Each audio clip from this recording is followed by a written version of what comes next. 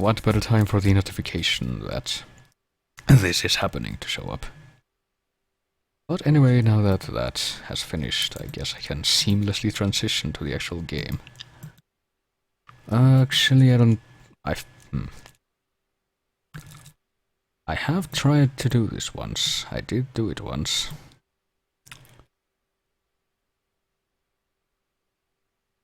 It was kind of an impromptu thing. I don't remember if I actually need to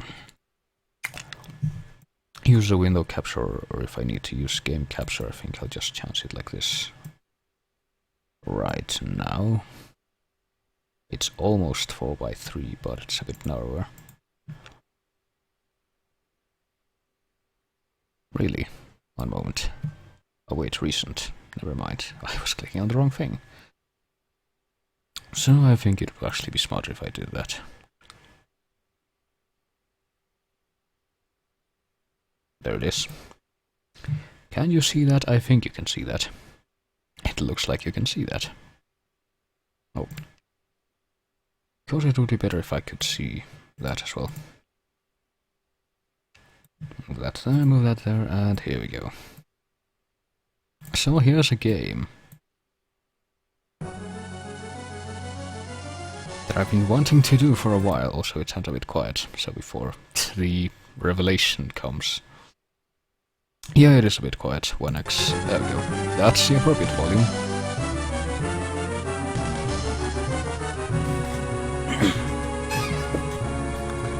This is Castlevania Aria of Sorrow for the Game Boy Advance.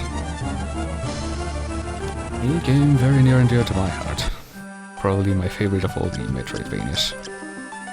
Oh boy. And, well, I downloaded it a while ago to kind of familiarize myself with it, but I kind of went ahead and played a bit of it, as you can see. Yeah, I'm kind of sad that I had to miss a lot of Senior's Castlevania runs because they came at, they played Order of Ecclesia, right? I wonder how they captured that. But they came at a inconvenient times for me. One of them was like the night right before I had to get on the plane, but... So what are we going to name our character? The character does have a canon name, so the file name doesn't really matter, but there's a few special file names that you can use to have special conditions. One of them is no soul, and if you type that in, you can't use souls, which kinda sucks, but I think we'll just type in something arbitrary like, who's going to help me this time?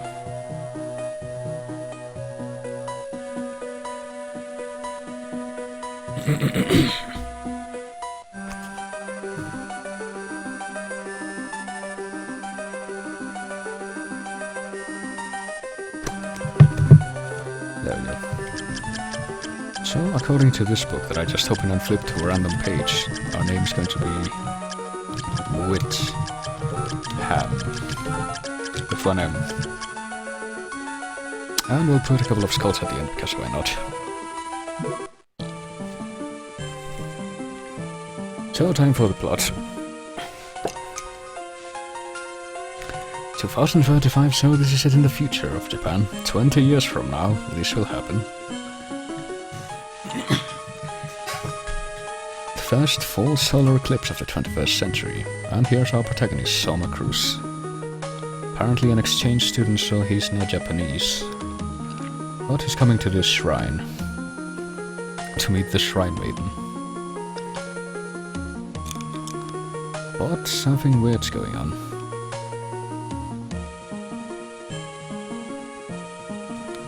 Apparently the pitch black sun is holding chaotic darkness together, trying to rouse a sleeping soul as if looking for its missing other half. Which is exactly what I would think if I suddenly went up to go visit a lunar eclipse.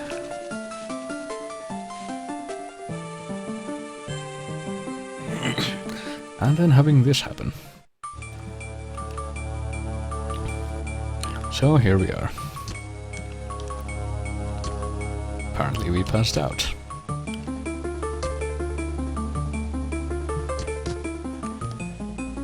And there's the Shrine Maiden and this guy. Genya Ricardo. That's That's totally his name.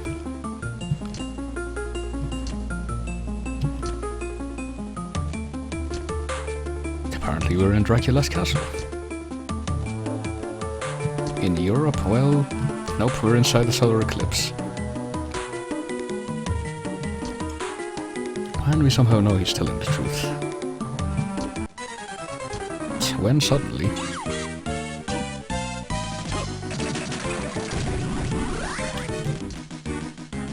we're forced to attack with our pocket knife, which results in this. And here's the main mechanic of the game, and the sequel.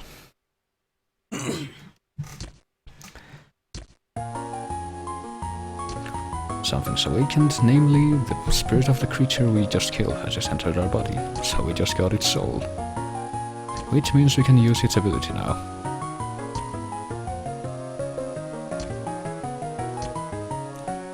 For some reason we have the powers to do this.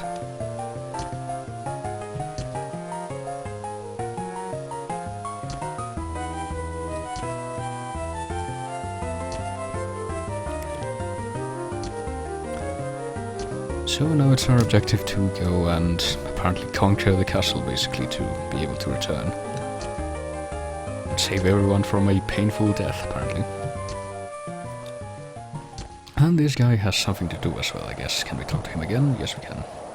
But he just basically tells us to go. So, as a Metroidvania, might as well say this now, this does take a few cues from Symphony of the Night, but it's not as evident graphically as it is in some of the other post-Symphony Metroidvanias, but we'll be seeing a few returning elements. But for now, let's get started. With the obligatorily catchy first castle corridor soundtrack.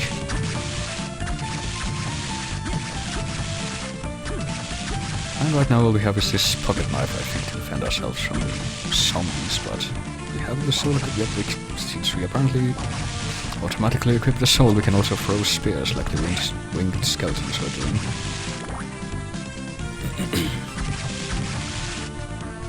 And we get a block from the zombies. And don't forget that in this game, actually open up the menu any time, so... Sure enough, this tunic is somehow stronger than our casual clothes. And we don't really have anything else right now, though. We do get levels in this.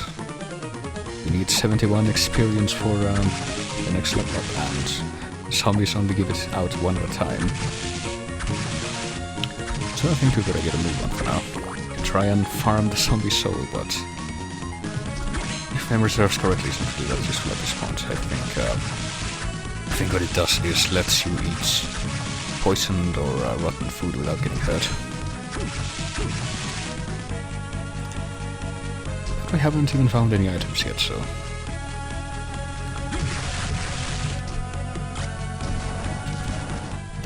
So let's see, short sword I am guessing stronger than the knife, yes. And it has that straightforward swinging animation, which is actually useful.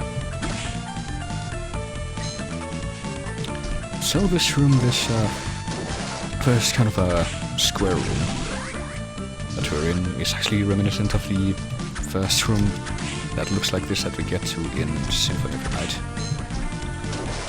And for that matter, the one of the first rooms in the first Castlevania, which you can usually break a wall that's around here and find something, but not in this one. You can, however, stab some fishmen. And if we go into here, I believe we run into our first save room, actually. This one does have a reference to Symphony of the Night in it. You get this statue, but if you look in the background, you can see Alucard's coffin from Symphony of the Night, which is what he used to save in that game. So neat little detail there. Also, one of the ability souls we just got lets us dash backwards with L, and we will have to use that at one point. Not too far into the future, I hope.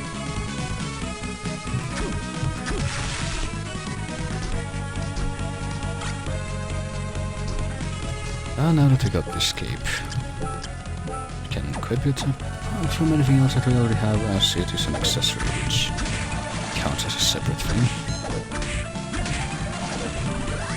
Tiara the ever-present skeletons at 4 bones in an arc.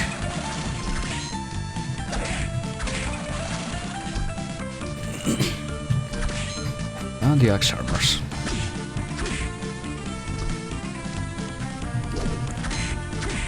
Pretty,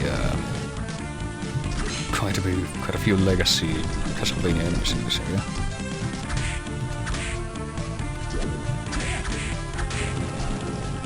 And a few more recurring ones to come, but I don't think we can get up there yet. I have the feeling there was an archer skeleton in an earlier Castlevania, but I can't remember exactly where. Oh, which one, rather. What if we go through this especially colorful door? We can come face to face with the first boss of this game. Creaking Skull. Who, appropriately for a first boss enemy, is actually pretty predictable. Just back away when it does that, and you can duck under the fireballs when it does that. No, we're probably supposed to be using the this ability, but it's a bit more tricky to use in this situation, I find. You can throw spears at it, but actually it does seem to be more effective since the way the spears animation works, it has more frames of damage. So that was simple enough. We can get a map of the castle, which we can look at any time by pressing select. And find another save room.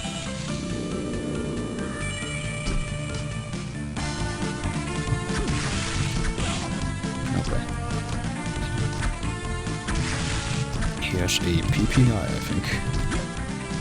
That's what these guys are called. I do remember very distinctly, since this is one of the first breakable walls you come across. That's there. And we can get a mind up, which is a minor restoration potion. And if I recall, we can go into this room here, but we can't do that much in it yet. We can get attacked by the killer fish here. And kill them too, if we slightly exploit the water buoyancy mechanics.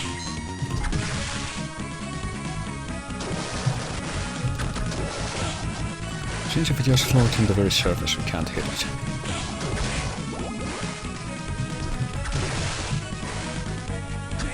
Oh boy. But we can only go so far into this room, since well, we do get this. Actually, we do need this flying armor, but we can't go underwater, so we can't go further to the right yet. And that thing is too high for us to reach. So not right now. Oh wait.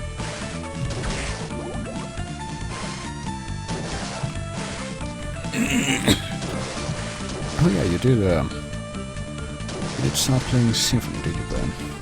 Do you remember how far into it you got? Because this game does have a few references to it. As do the other GBA Castlevanias.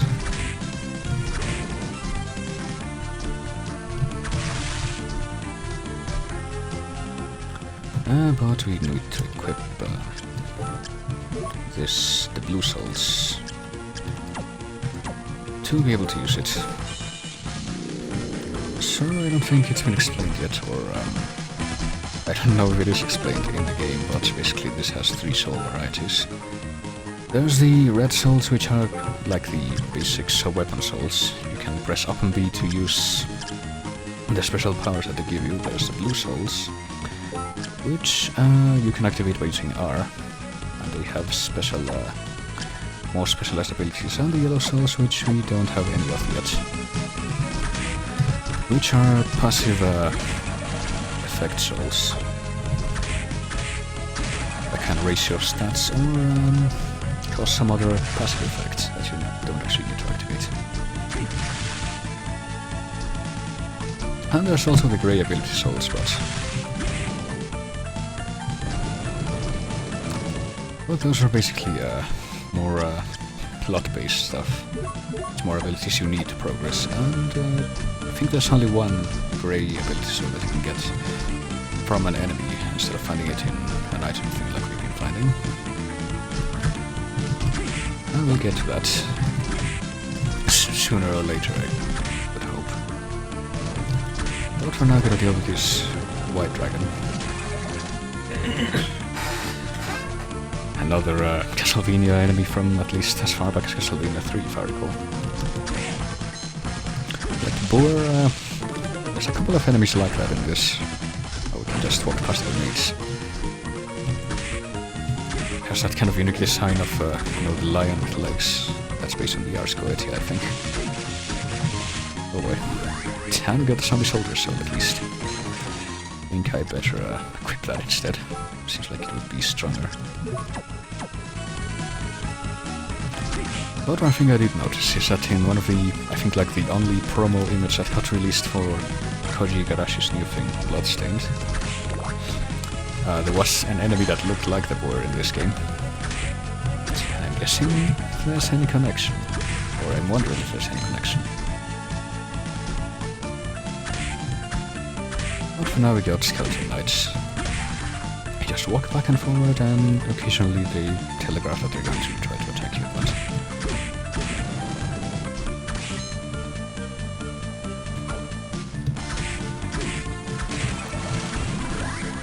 but also pretty basic. I think we run into any of the really tricky enemies until later on. As right now it's more of a matter of survival. Being harder than everything in here.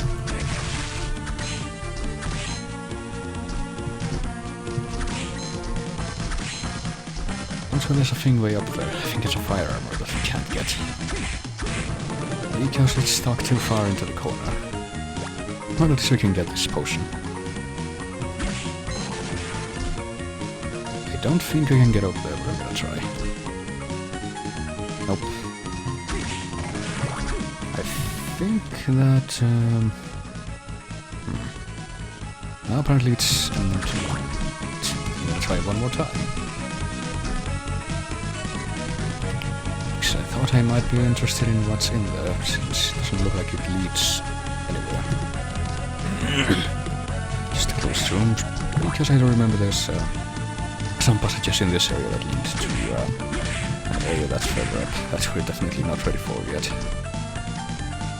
But we'll come back to those.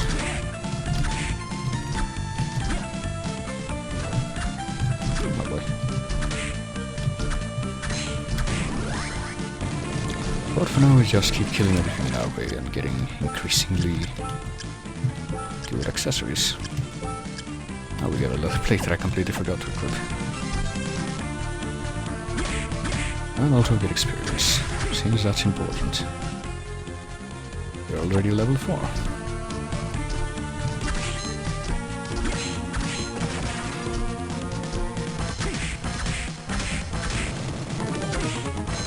But if memory serves correctly, it is pretty tricky to get to max level in these games, especially if you're playing on normal mode, which doesn't have a level cap, or does have a level cap, but it's very high, compared to the caps in hard mode that you can get.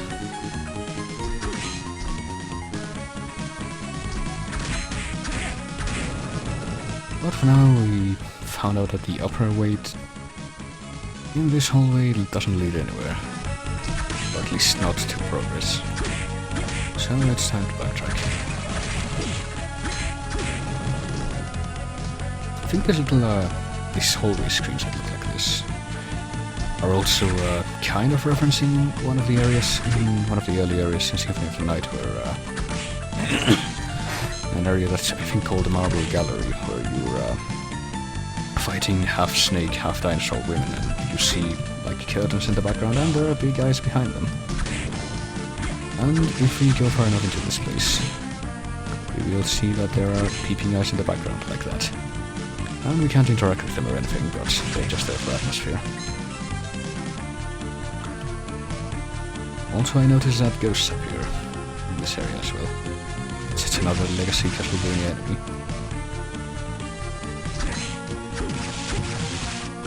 But if memory serves correctly, we will run into a quick plot event in this area before too long.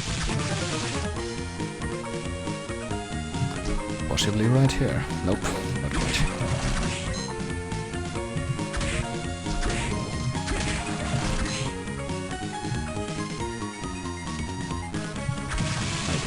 zombies.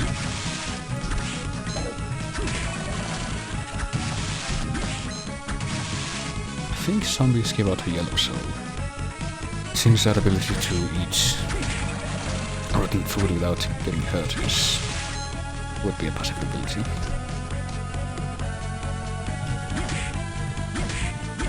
Wait, looks like I was away off a couple of that thing. I cannot go up there yet.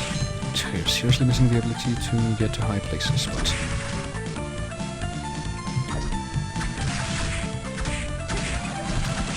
Well, at least there was a bit more colorful contingent of enemies to meet us in this room.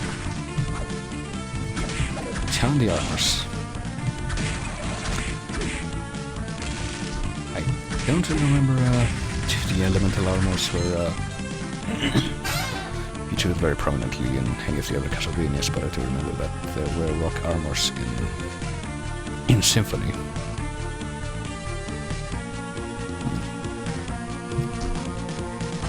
Well, we can... yeah, looks like we want to go here first. Oh, there's a save room.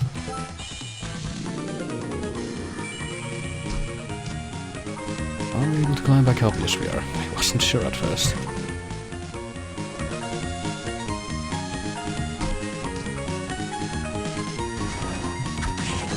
And it looks like there's another kind of a dead end in this area, but that usually means that there's an item at the end of it. So we'll see what we can get. I have a feeling we're not going to be able to get very far into this room because of water. Or maybe not, never mind. Money and anything else? Nope. No breakable floors or anything. Also hello, Mick. And Zero. Oh shit.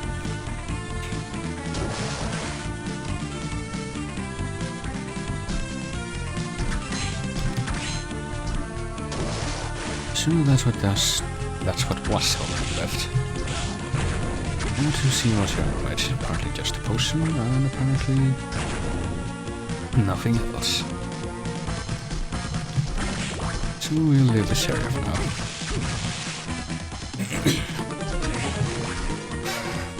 Oh yeah, the hearts. In case you haven't noticed, usually when we break the candles and stuff, we get money. Or at least I think we do. But if we don't have a full magic meter, we get hearts, which refill our magic meter in this game.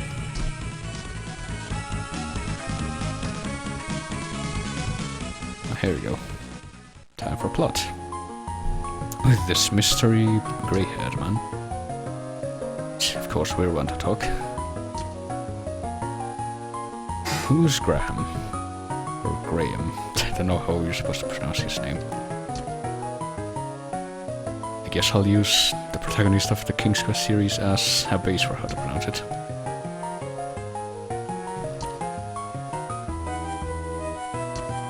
Yep, we suddenly ended up here while going to visit the shrine. This guy seems kind of relaxed though.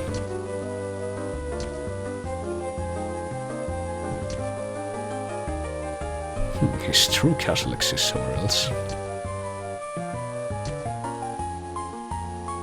A well-known fact in the underworld.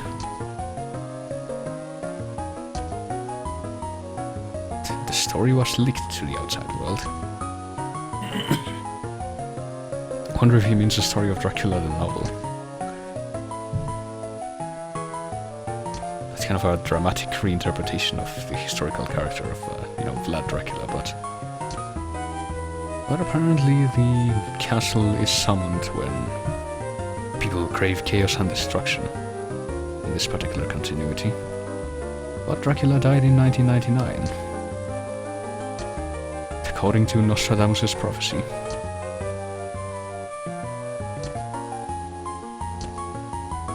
Which ended his regeneration cycle by sealing his castle in an eclipse, which is apparently where we are. In the year 2035, a new master will come to the castle, and he will inherit all of Dracula's powers. So now is the time.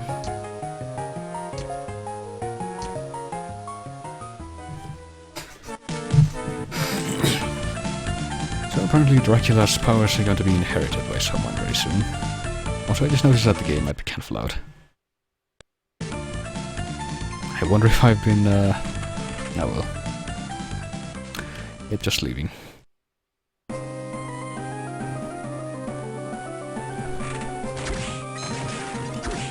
But here those red doors signifies that we're moving into a different area.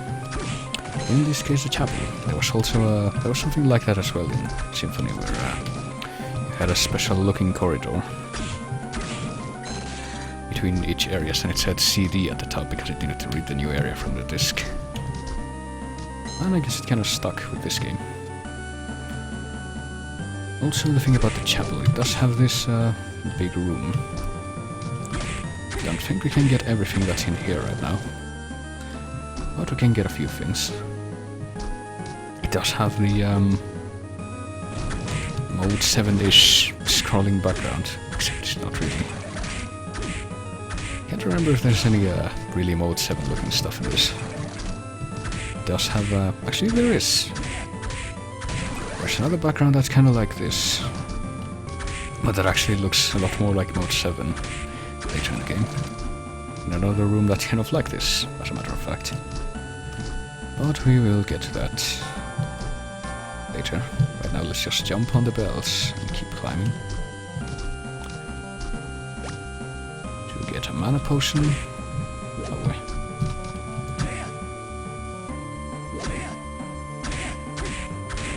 And try to get past this armor without any major incident. Well, this is convenient. There we go. Can just hang back and spam these things. I thought it would stay put on the head of that thing since we can actually walk with that. But it doesn't look like that will happen. And once again we cannot go high enough to get those things.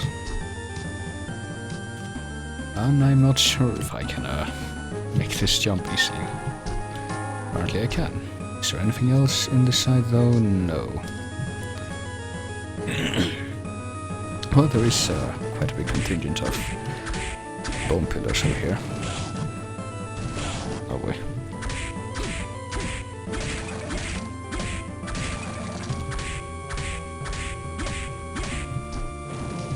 Oh wait. And apparently if we run into them from behind, we get hurt. I do not remember that being the case. How well. So that's that room. It doesn't actually lead anywhere, it's just kind of a stash of things if you can get to the highest places. And here's a great ghost, giant ghost. I'm not sure if it was for the first time, but I think one of the earliest appearances of a giant ghost was in Symphony in the clock tower area.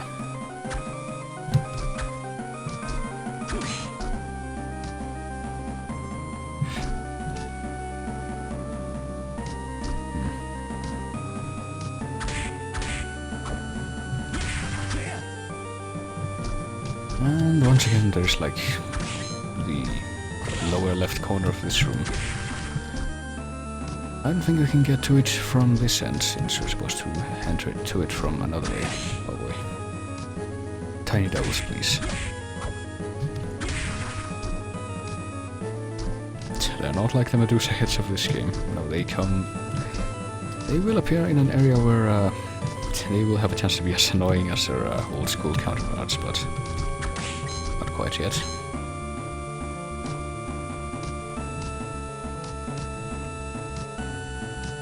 But for now we can drop down here because there is a save room right over here. That's pretty much what I was trying to get to before anything else.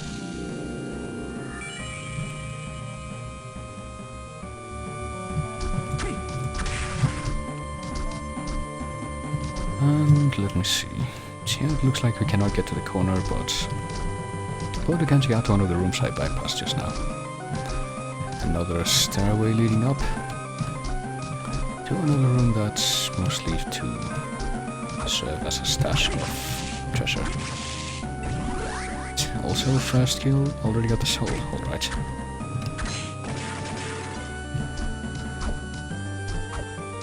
Got these really pale women with swords sticking out of every part of their body. It's always a fun sight.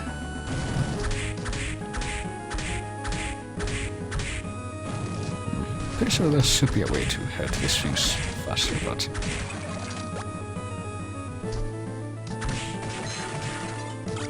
Oh, we got a rapier. I have the feeling, yeah, that it's faster, and... looks like it might be faster, but at any rate it is... Oh boy. Stronger, so I'll keep going for now. Well, I'm not so sure about that, actually. Since Aria of Sorrow was actually the last of the GBA Castlevanias to be released. And, I don't know, I did play a bit of the other GBA Castlevanias, especially Circle of the Moon, and I don't really find them as appealing as this one. And you know, it is a general consensus that... Oh boy. That Aria of Sorrow is the most memorable one, the most polished one. The other ones did have some inconvenient technical issues. Well, at least the first one did, Circle of the Moon. It's not really a problem now that I live in the age of emulators, but it did come out originally. A lot of people did complain that it was too dark and it's difficult to see with the on-backlit screen that the original Game Boy Advance had.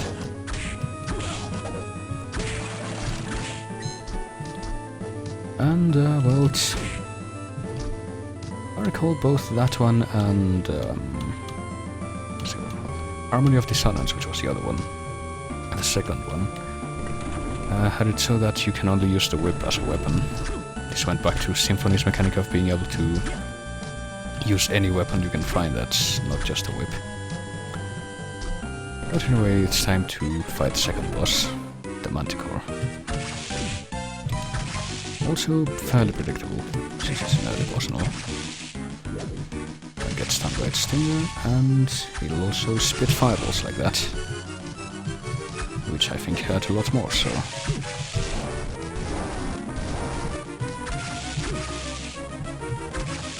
Okay.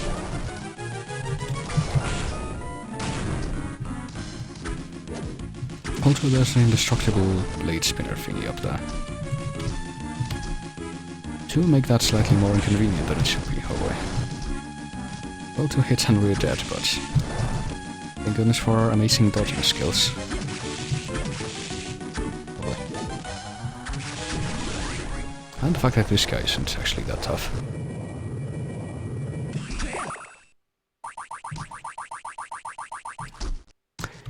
Well, this room looks fairly calm now that that thing's dead, but...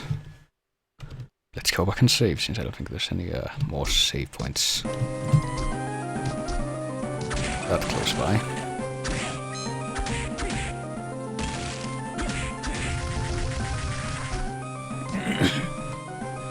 But I think we'll find that when we go back into that room, it will be a bit more... You know, that red bit in the background always throws me off. I keep thinking that you can jump on it, but no, you can't.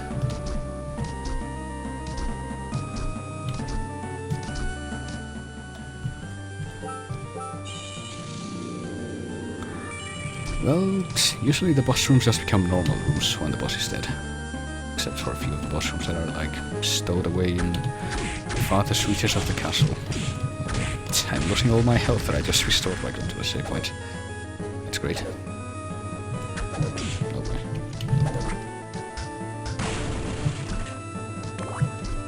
You know what, I think I'll go and do that again, since... it could have gone a lot better.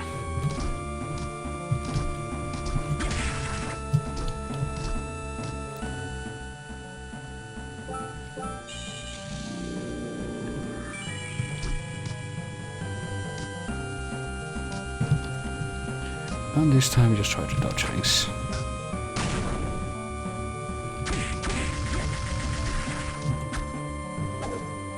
Well, it's kind of annoying how deceptively damaging the wounds can be.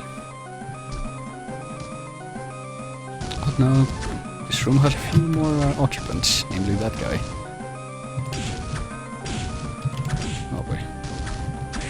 Quetzalcoatl, because that's how you spell Quetzalcoatl. Well, at least we got a soul from him. And now Constitution is increased by 8 if we equip it. And I think that also raises defense, so that's useful.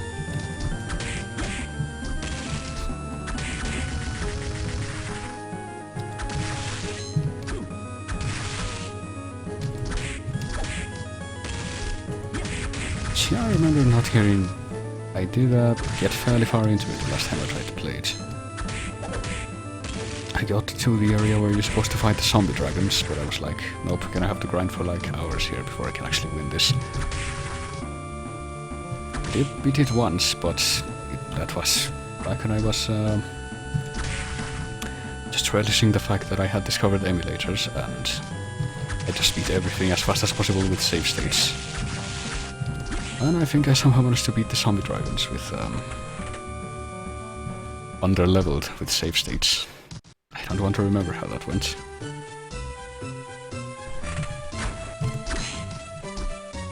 But anyway, we've made it to a new area, which I think doesn't lead anywhere else, but there are a few useful things here that we will need to proceed.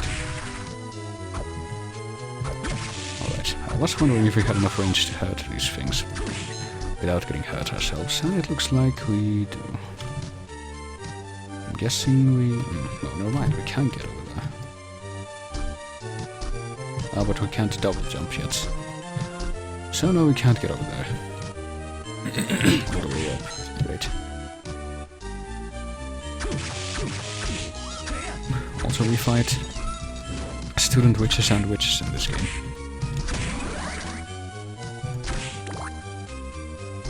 Yeah, I do have memories of the last time I played Circle. It's always trying to dodge the attacks from those knights that make electrical balls chase you. Oh boy.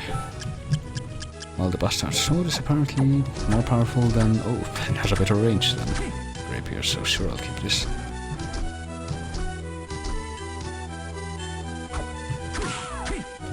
Alright. Finding the best items.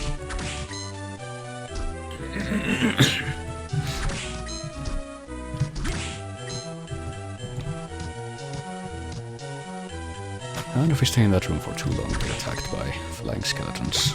So let's not do that.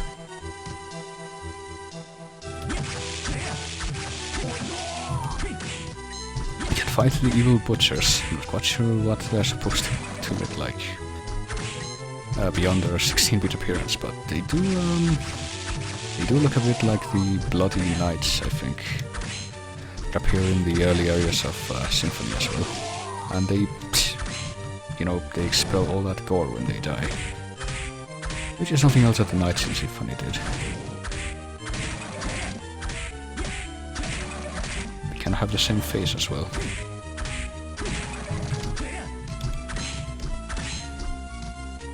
Well, at least we're apparently better equipped to deal with the dragon heads right now. I don't think we can get over there yet, even if we push this, but might as well give it a try. Man, I remember how in Circle of the Moon you had to like unlock an ability to be able to push boxes like this. And that was the best.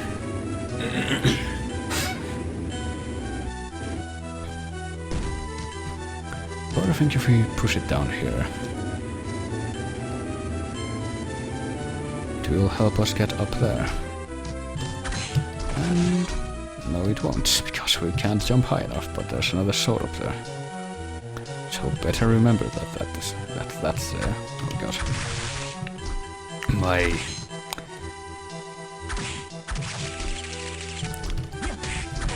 speech feels kind of awkward today. But here we fight ectoplasms and arachne, which are,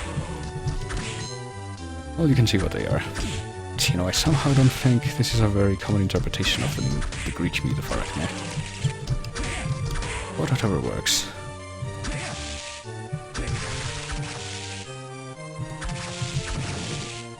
You know, the best weaver in the land, so of course they can be a half spider woman and shoot webs like machine gun fire. boy. And the ectoplasms, which are kind of annoying since if they touch us, they curse us. Which means that we get our magic continually drained for a while. Which is what the uncursed potion was for.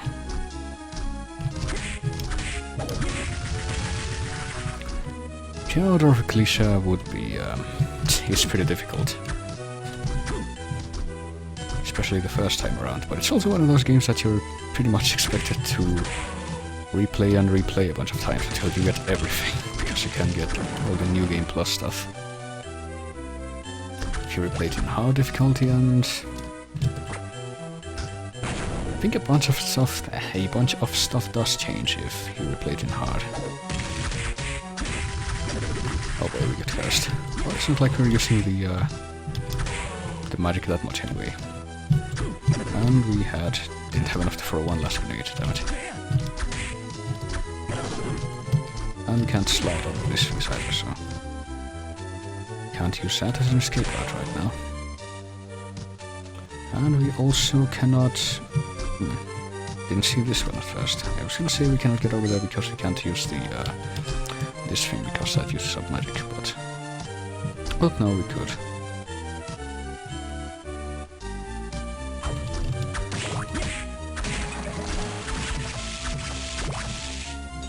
It's one of the things about okay, one of these rooms is a save room. It's not this one. Well, time for plot right now. We meet this mysterious blonde woman named Yoko Belnades, which totally isn't a misromanization of Fernandez. And totally doesn't share a name with a certain other major character from Castlevania 3, a last name that is. Oh boy. Yeah, we met that guy.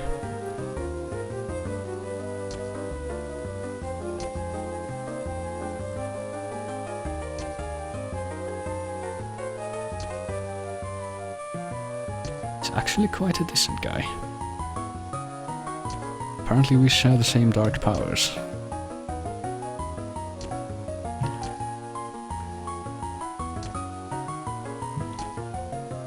Which apparently has to do with rolling over and commanding monsters, which we don't want to do, but we're kind of stuck with it.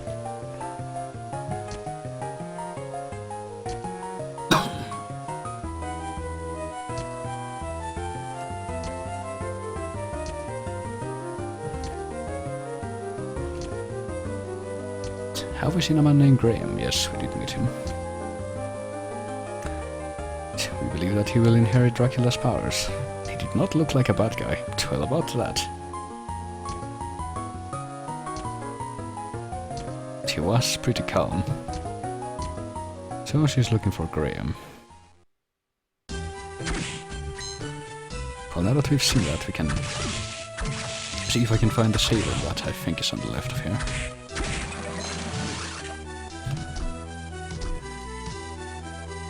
And what was I talking about before that showed up? I think I was gonna mention that one of the special things about Order of Ecclesia is that in that game, whenever you fight the bosses, if you can manage to kill a boss without... Oh god, which what are you doing?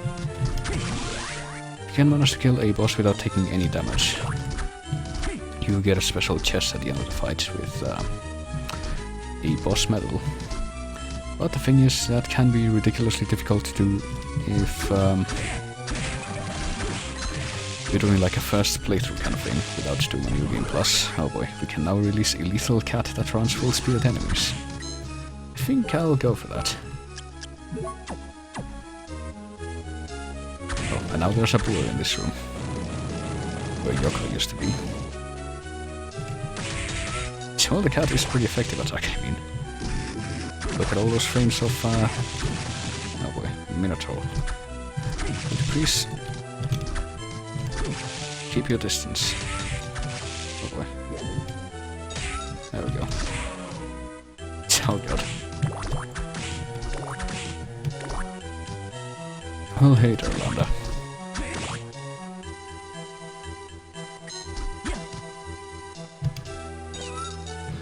And get a probe for breakable floors. I think there's an item, or no, there's a soul. I think if you get the beeping eye soul in this, that lets you see which walls are breakable. Also that guy. He only opens up when we're not looking at him, so that's why we're gonna use this. That's like pretty much the only obstacle like that is running into in the game though. Also, yeah, the Cataplepa's breath. Can't turn us to stone. So best to avoid it.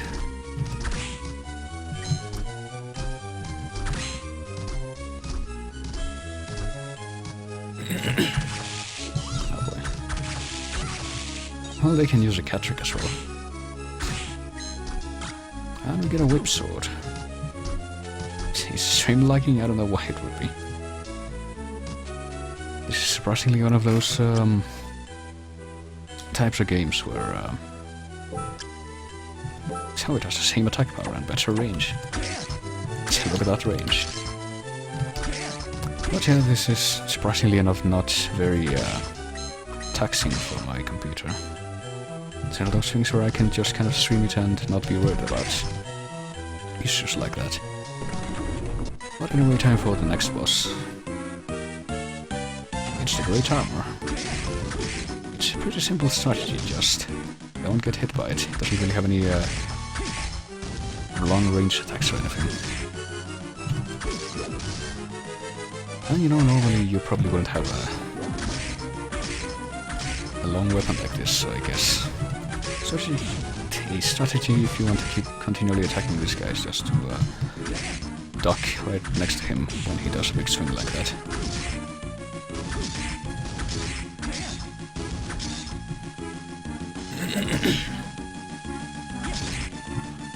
But since we have the whip sword, we don't even have to worry about that.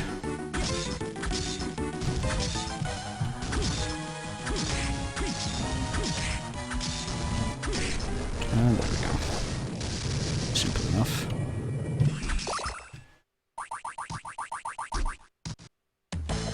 And now we meet a new character. Your rude grandpa. Oh, this is Hammer. Apparently the army ordered him to come here. To the shrine, but suddenly he was in the castle. So he just bailed on his mission, like a good military man would. Oh boy, Spock.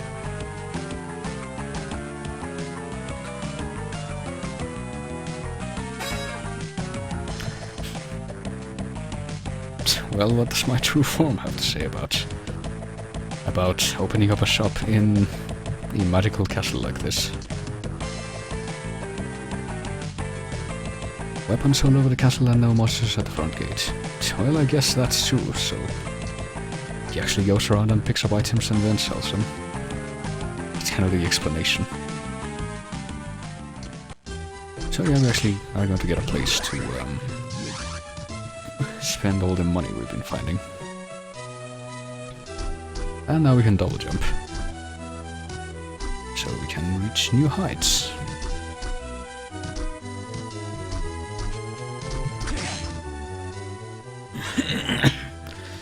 One day I'll reach the ranks of Spock. Well, I guess I'll know that day when it comes, and then I will have to become the leader of a nunnery game to force my past self to become my future self, because that's how it always works, right? That's exactly where this is going, right?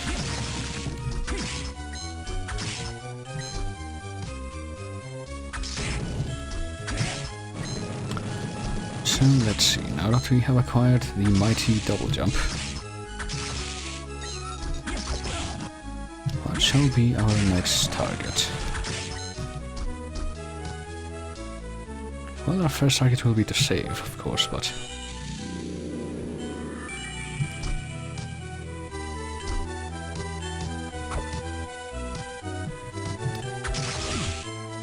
I also had a look over here, I thought, until I saw that there was nothing.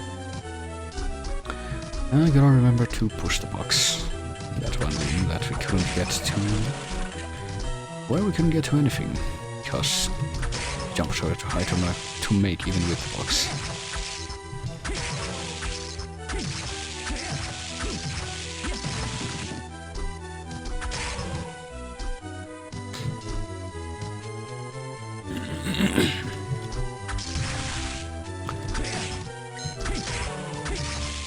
Well, I know, I mean, I've seen some prolific hulks in here. I know that Burn Jr. has popped up in, I think, AB's stream.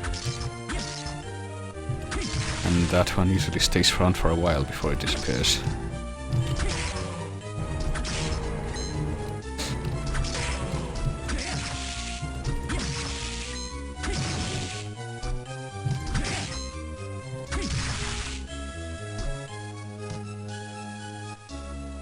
But anyway, I think we're back in the box room now. Yep, there it is.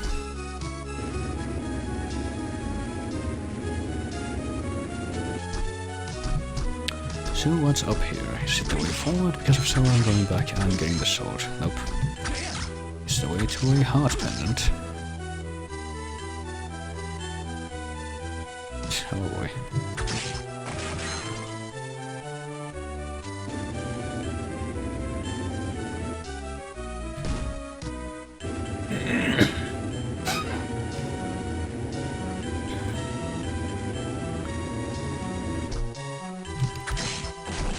Well, something like that happened, but to me I would think, but on a not quite as annoying scale. Oh boy. Also we got a broadsword, which is our first weapon that has an animation with an arc like that. It has less reach, but it has higher attack power. Apparently my parents left some I think chamomile growth in the kitchen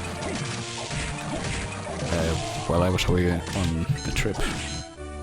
And when I got back there were these tiny flies just sitting all over the kitchen ceiling, and we're still trying to get all of them.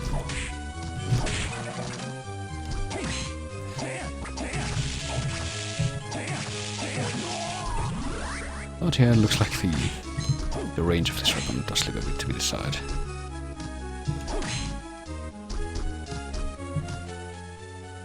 So, let me see. So I think I know where I'm going. I'm going right. Was that other place that we couldn't reach before? Oh boy.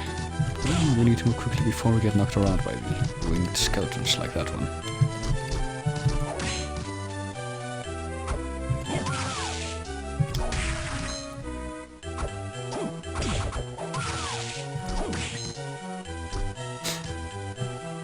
This place.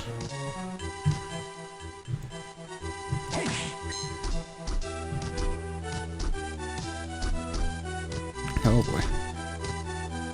So we came all the way here for a hammer. I have the feeling it's going to be the same kind of weapon that this one is, except it has much higher attack power.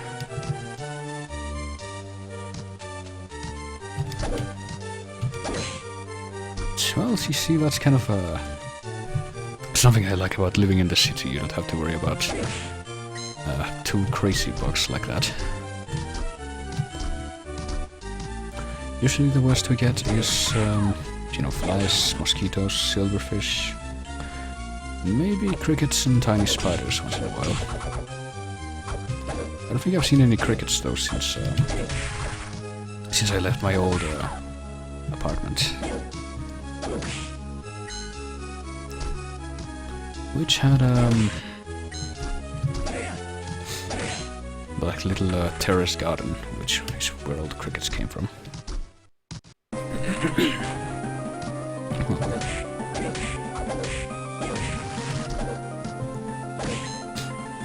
And well, there's also cockroaches, but generally the cockroaches only show up if you have like a really filthy place. And apparently the people who live below me don't know that, so we see one of them every once in a while. It's more or less how it was in my old place as well. Oh boy. Also I'm not paying attention to the game, as I try to read the chat. by glancing over. Every so often. I have a double jump, so what part of this place? Well, we can't get to the far left place here because that place is way too high to reach. I think right now I'm just gonna go ahead and return to the save room that was near the vertical corridor.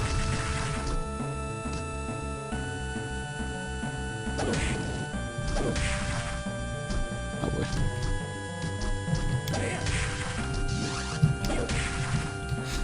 And then I'll figure it out. Well, I don't think those... I don't think I've seen any representations of... or anything in a game that looks even remotely like the actual Quetzalcoatl, which, as I'm sure we all know, was the ancient... one of the ancient Aztec primal deities. It's supposed to look like a feathered serpent. It's so kinda like that, kinda like a snake, but it had feathers all over its body. And it's generally... oh, by the way, this room is full of ghost dancers now. It's generally full of...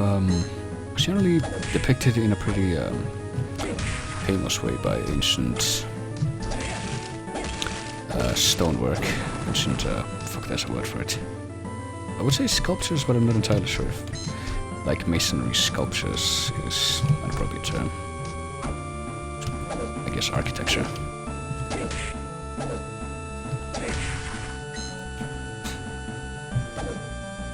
Also, I'm pretty sure we can get the... if we get the Ghost Dancer's soul, we can raise our luck. Which would be better for... would be good for soul collecting, but I don't know. What's over to the left? Oh, I guess this is where we were supposed to go. Oh boy.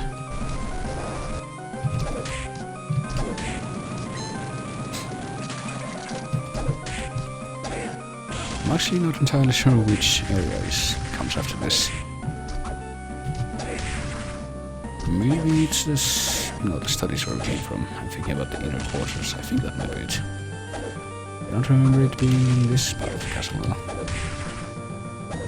Oh boy. And that almost hit me.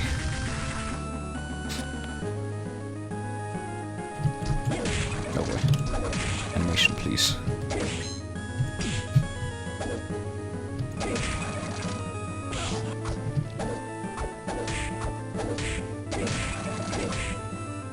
And it could be worse. Also, we get a spear drop. I don't know if it was from the winged skeletons, or it was from... also, we just went in a big circle, didn't we? Oh boy. Well, we get to go to the save room again. But I don't know if it was dropped by the zombies general or by the winged skeletons. I would bet on the latter, since that's what they use. I guess we could open up the enemy list here and find out.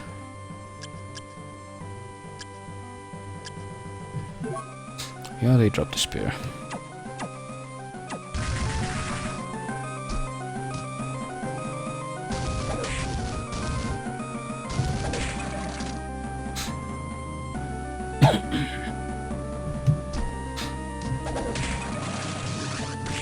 So we get to make this trip again. At least now we know where not to go. And at least, you know, that's kind of a good thing in these Castlevania games, when you're not quite sure where you're supposed to be going and you're just trying to find a way forward. You're kind of exploring and killing everything in your path while you're doing so. That helps you get extra experience. Which does help in the long run.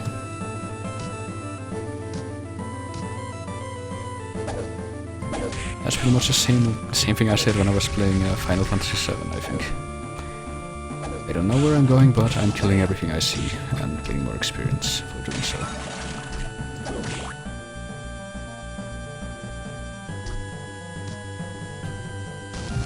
Oh boy. And this thing keeps showing up.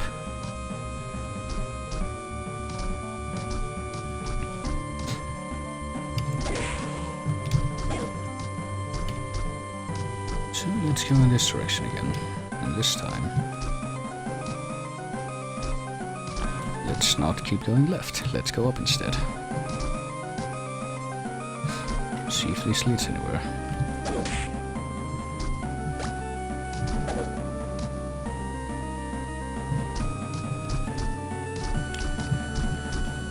I'm guessing there's going to be a warp room in one of these places. And I think the only place we can warp to right now is another warp room at the entrance of the castle. And apparently there's nothing else over here, so... buggers.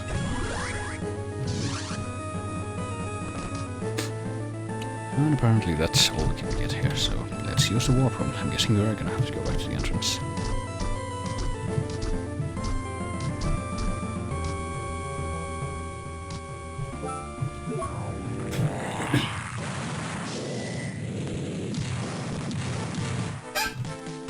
But now that we can double jump, we should be able to reach new heights.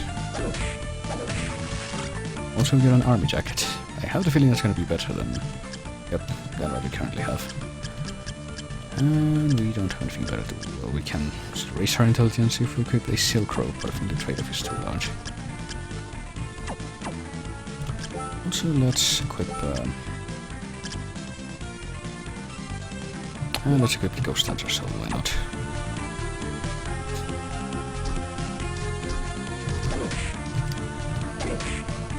Oh boy.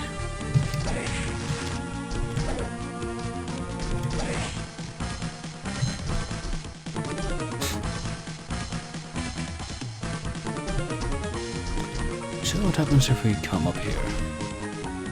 Well, there's a thing that we can get. There's more zombie officers.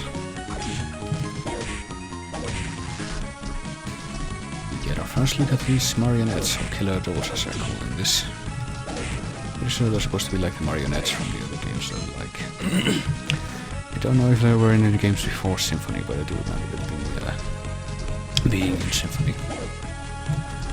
Well, in that game they cursed you when they touched you. Kind of changed that regard.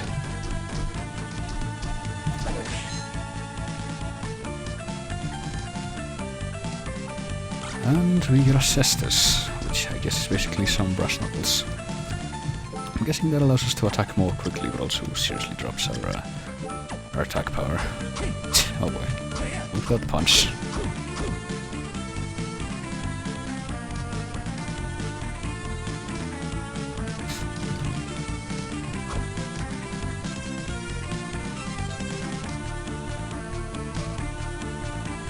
So let's see if we can punch some zombies to death while we go back to the entrance.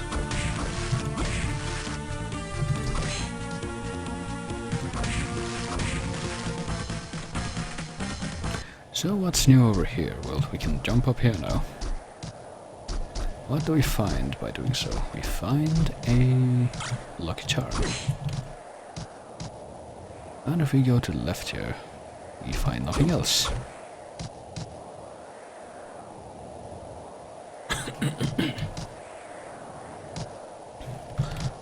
So let's see what these guys are up to.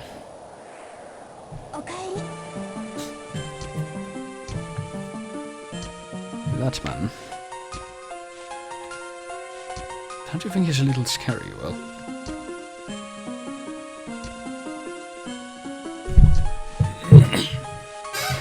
I don't know why he would open a shop here, but hey, we can take advantage of this. Oh boy.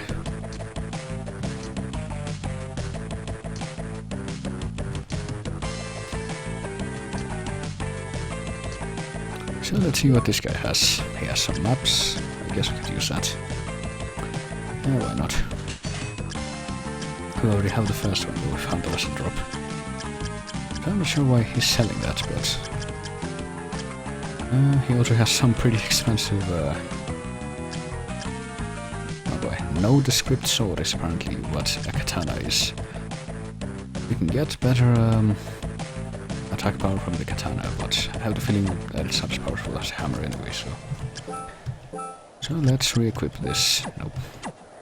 Yeah, the hammer is more powerful, but I'm guessing the katana has better range. Oh well. We'll just stick with this thing for now. So what is there around here that I haven't explored yet? Well, well, if the second map that we bought is to be believed, there's something just over to the right that we need to check out now that we can jump higher. Probably.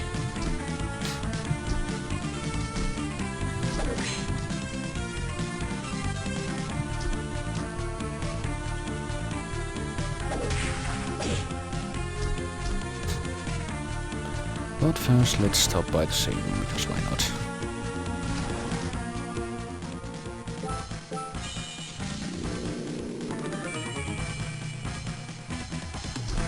Maybe he means... oh, removes picture. I don't know if that would work in hitbox with hitbox pictures though, because the way that works is some weird thing of like rehosting the pictures and hitbox for to be able to make them show up. If the URL that pops up whenever you hover over the picture is to be believed. Which I guess would explain why some too large pictures don't work. I've already got the axe hammer soul. I guess the ghost dancer soul really works. So let's see if we can get over there now. I think we should be able to. There we go.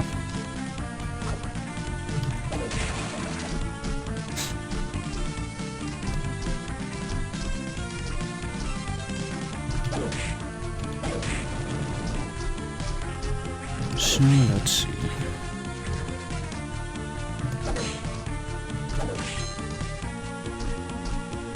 Well, we can get a new weapon down here if I recall. Lance. This lance, I'm guessing, has pretty good reach, yeah, and the animation takes a bit longer than I'd like it to, but it does have better reach than the hammer. Oh boy. And we got to test it out in the siren quite nicely.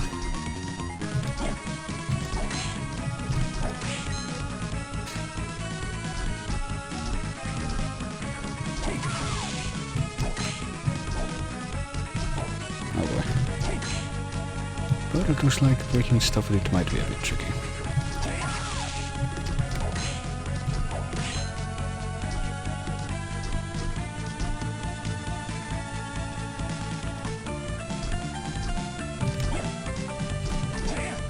Well, let's see where we've made it to. I have a feeling I already know, but might as well confirm it.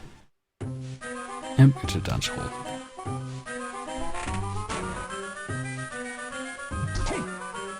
Ah, well, we meet a new character in just a few moments, I think. This man, who senses a dark power within us, but he's rudely asking before introducing himself. Oh shit. Can't give us a name, but he says he's Jay.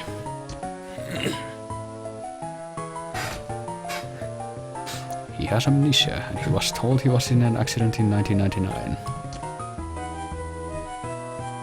He woke up in the hospital and forgot his name and passed.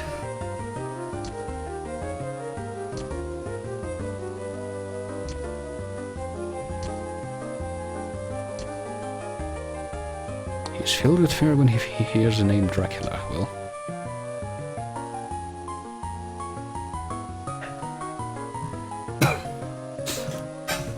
he came because of the prophecy and looking for his memory, and he feels like that his memory is returning. Well, maybe Dracula was involved.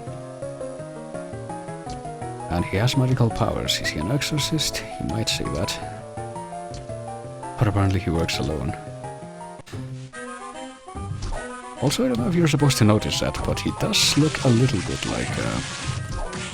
like Dracula did in Symphony of the Night. The art. I wonder if you're supposed to notice that, but there is a certain similarity.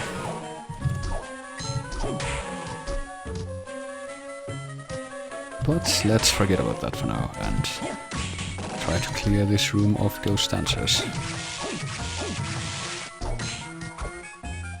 As we look for a safe haven in this strange area of bladed ladies and zombies and ghosts dancing around. Also more of these guys. They can be kind of annoying, as you might appreciate.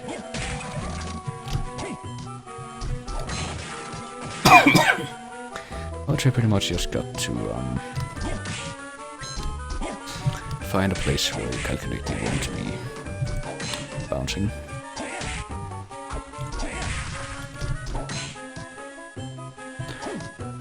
Also, I know for a fact that this thing is making a return from Symphony. I think it had a different name in that game though.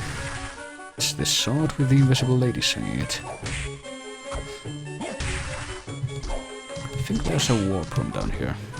There is, so now we can warp back and forth between the other places we found.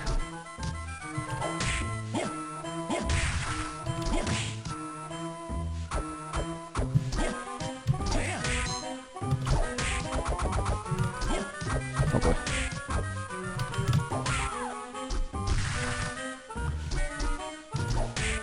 But I don't think there's anything else of note in this corner of the place.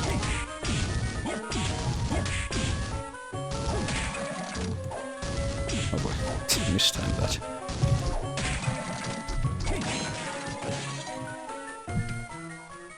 So if I'm not mistaken, one of the rooms over on the right should be a safe room. It's pretty much first priority whenever you find a new area in one of these games. Find a safe room.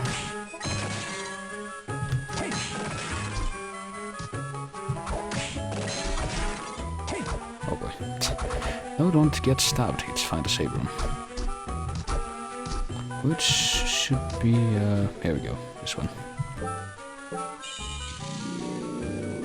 Yeah, you know, before that GIF loaded, I thought it was going to be Frank the Bunny from Donnie Darko.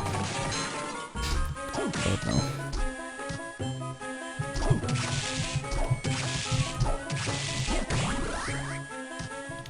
Oh boy, you just got a battle axe as a drop from one of these minotaurs.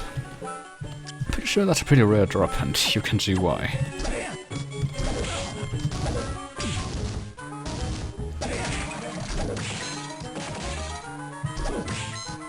Doesn't have as big of a range as I hoped it would have though. Oh boy. Oh boy.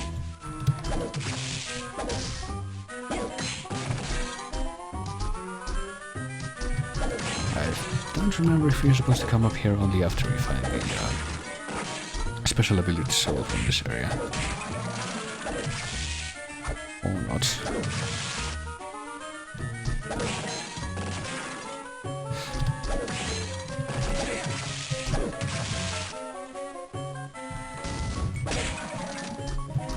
No, apparently not, because this thing does have a dead end.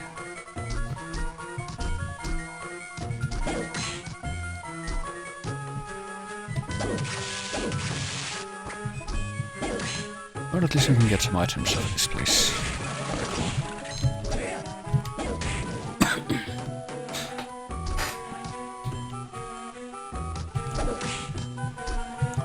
And waste money, that's also nice.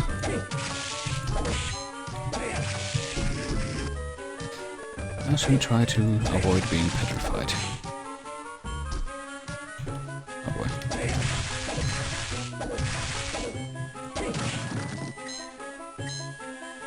Well, items and money by the looks of things. Not too far. Also, we weren't supposed to kill that thing, were we? Hang on. We'll just leave the room and come back, because leaving that thing alive is actually how we're supposed to climb further. Or at least at this stage, it's the only way.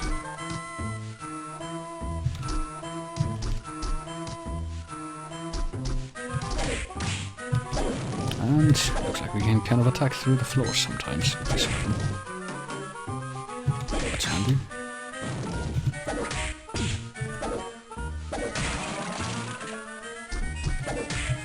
And to get that thing all the way up there, you have to be careful to remove and number of these things, but not too many. No, no, one more.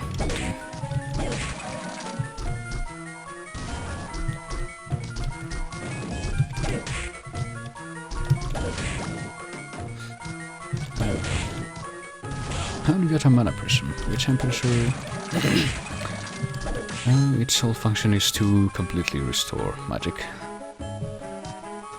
Which means I'll probably never use it because, you know, magic regenerates automatically in these games, and I always don't really use it that often generally. That reminds me, I haven't been using the cat power as much as I should have probably. And I fell right into the axe, exactly what I wasn't trying to do, or was trying not to do. Unfortunately, these minotaurs are very predictable if you know what you're doing.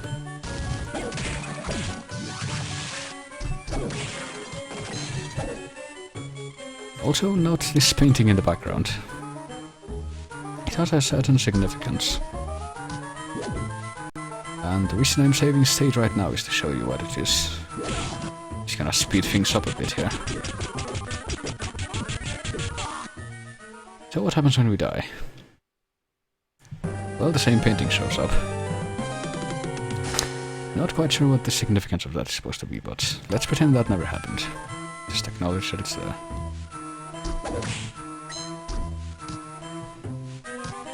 And save again. And might as well speed up the saves now that I've done that. I'm pretty sure we can't go to the right yet and actually get anywhere. I seem to need to get the slide ability before I can do that. So it's time to venture into the final section of this place, which is underground. And we're getting... oh boy, one of them just dropped something and it went right down the pit. That's great. And we can't get that thing yet because we need to slide, so... so let's keep exploring.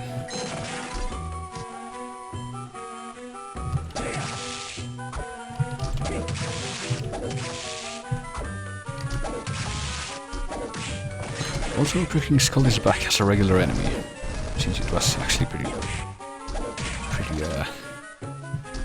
pretty weak overall. That's why it served as the first boss. Also, our first golem of the game, the wooden golem.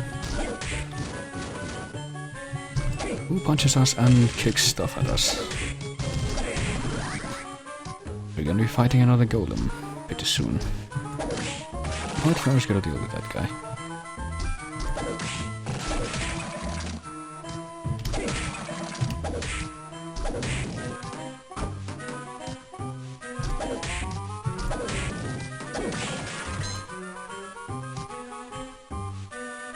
Kinda wondering if there's anything over there. I guess I should test this. Nope, but always on the lookout for secret walls or such.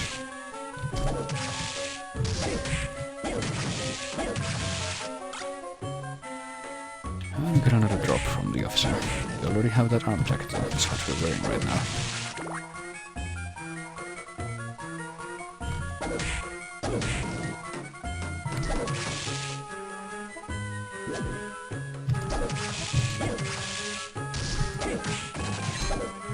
And apparently the whole reason we came here was to get that $500 back. So I'm glad we took that detour.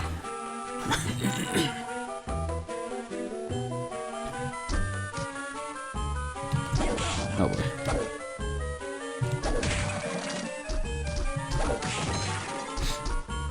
So let's just head back and see if we can get to the final challenge of this area.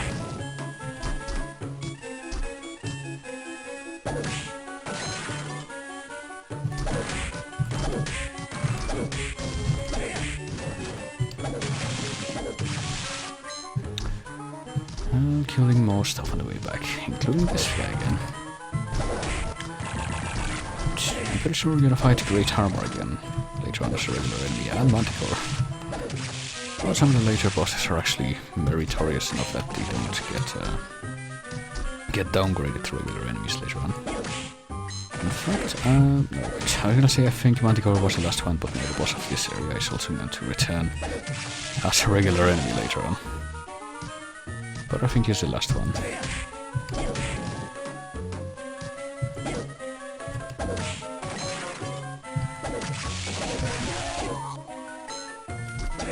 So let's just saunter on ahead while everything falls to the mic of our axe and army jacket.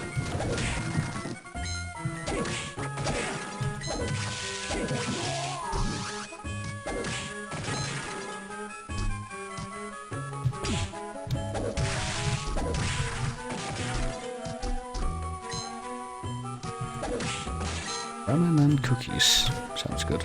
I think I'm out of soup. Which is not really a good thing since my throat still feels a bit sore. But it's definitely not quite as bad as it was a couple of days ago. And we get a save room right outside the boss room, that's great. So time for the boss of this dance hall wine cellar area. Who's it going to be? It's going to be this guy, the big golem. Nope. I don't remember if I can hurt him by hitting the arm or not. I don't think we can, so we just hit the leg most of the time. But the arm has kind of a ridiculous reach. As you can see, just swinging back and forth. Or at least ridiculous compared to our weapon, I mean. God, our reach is kind of a joke with this axe. But it hits really hard, and that's what's important, right?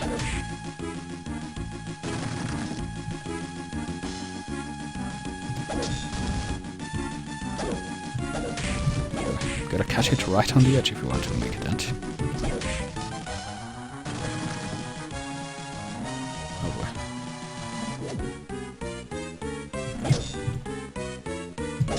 Oh, it can also swing up, apparently. And there we go.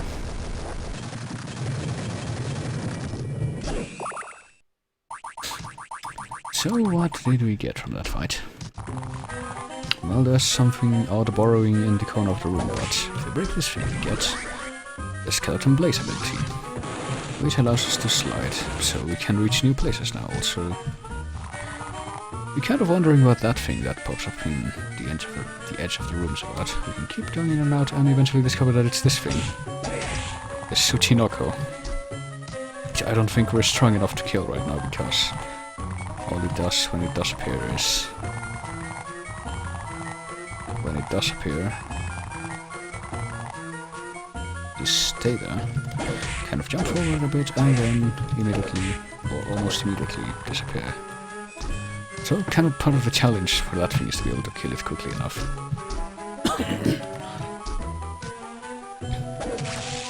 Well, it's kind of a special enemy, special hidden enemy like the dodos in other Castlevanias.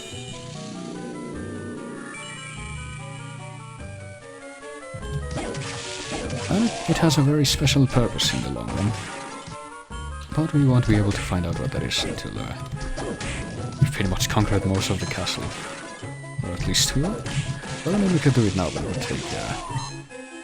it would shift the game into 100% grinding mode. Also, we got 3 months old, that's great.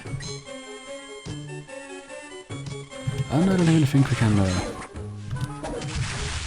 have access to the item that would be the end result of that at this point.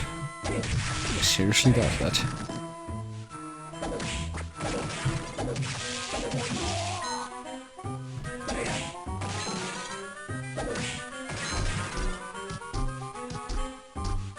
Oh boy.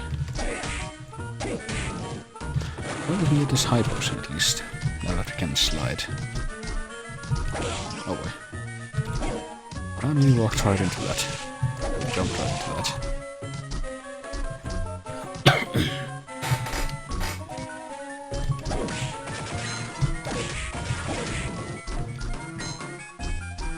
Oh boy.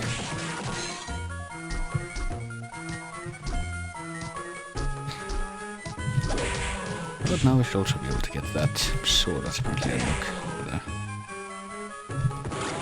cuttle. I think it's more of a knife than a sword, though. Short sword or stabbing? Well, according to that thing, it's a sword, but I think it has a pretty shitty range, if memory serves correctly. Oh boy. So now that we've we can't get up just from climbing here. That's unfortunate.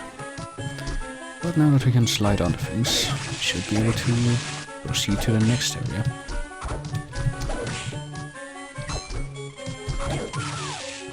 Once we get into the passageway. That leads there.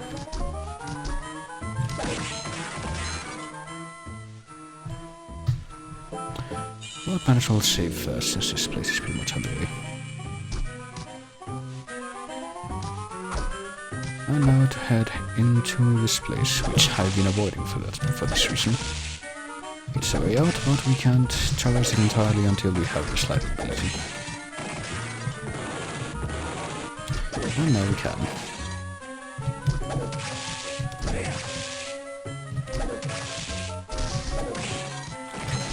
Well, Minotaurs are trying to hinder our progress, but so much for that.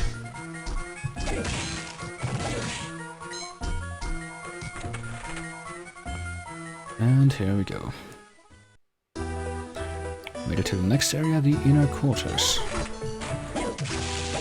We're greeted by Kung Fu maids, Persephones. And also, I think all the hallways look alike here, all the vertical rooms.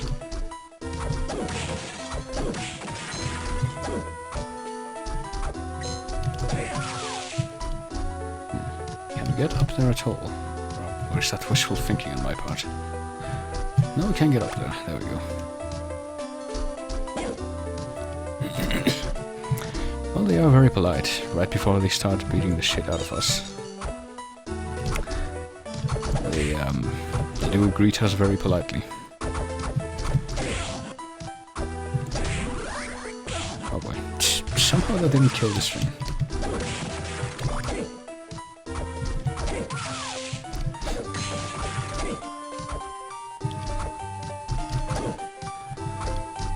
I don't know if this Persephone went down to the underworld.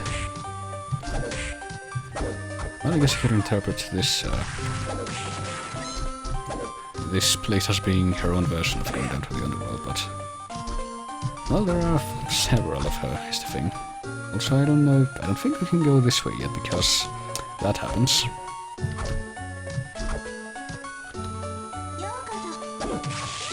See, we can even hit her once before she'll become hostile. And apparently she has a scarf as a drop.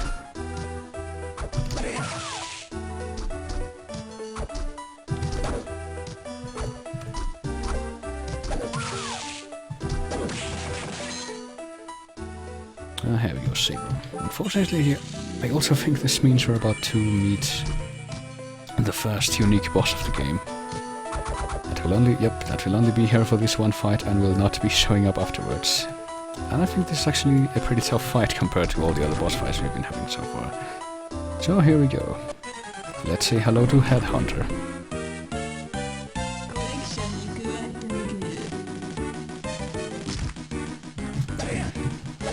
Who right now can only walk forward and stab things, kind of. It's not really doing it.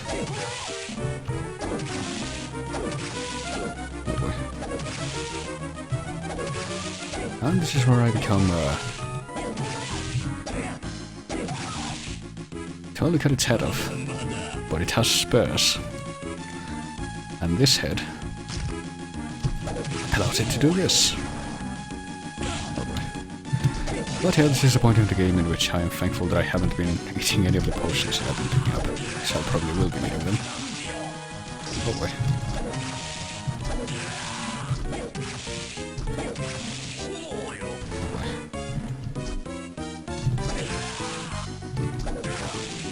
And there goes its second head, but then comes this one.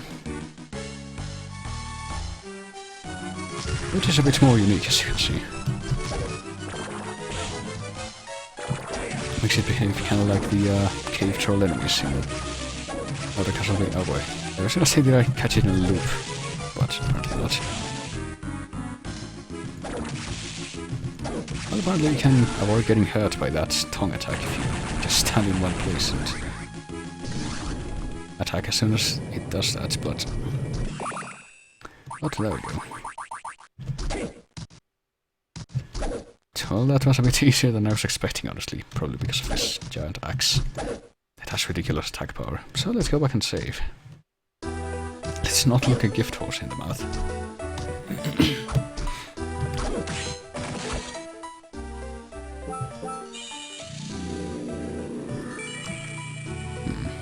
And we're only level 15, well.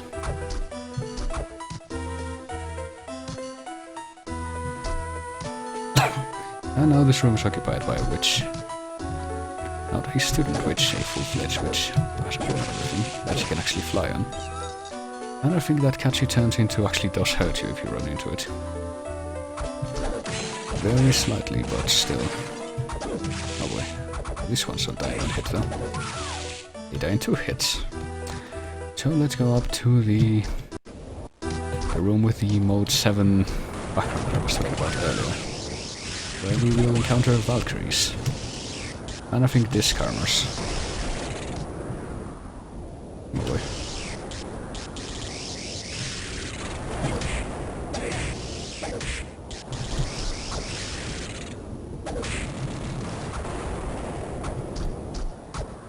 Yep, Curly, which totally isn't a common misromanization of Kali.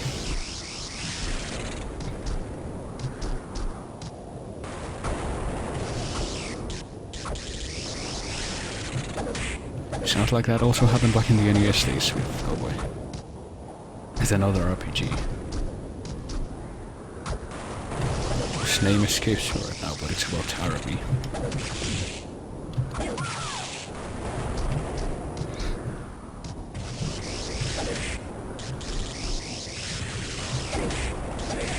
Oh, that guy died in 5 hits while the other ones took, I don't know. But if we come all the way up here, we find the Undine Soul, which I think we actually need to proceed, so we have to come up here.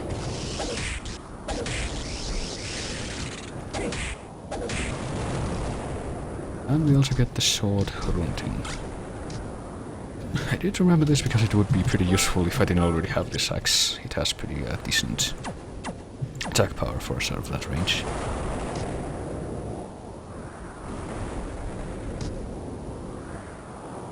But now we get to walk all the way back when everything is empty.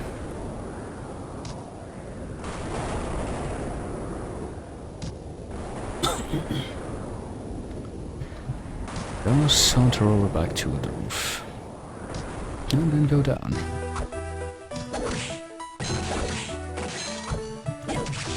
Oh boy. Actually I might switch to Hrunting just because it does have that range, and I think it also has a chance of poisoning the enemies. Right now though, I'm just trying to get past that one, alright. See, that works. Oh boy. Why is not that big of a difference with the damage we were inflicting with the axe before this?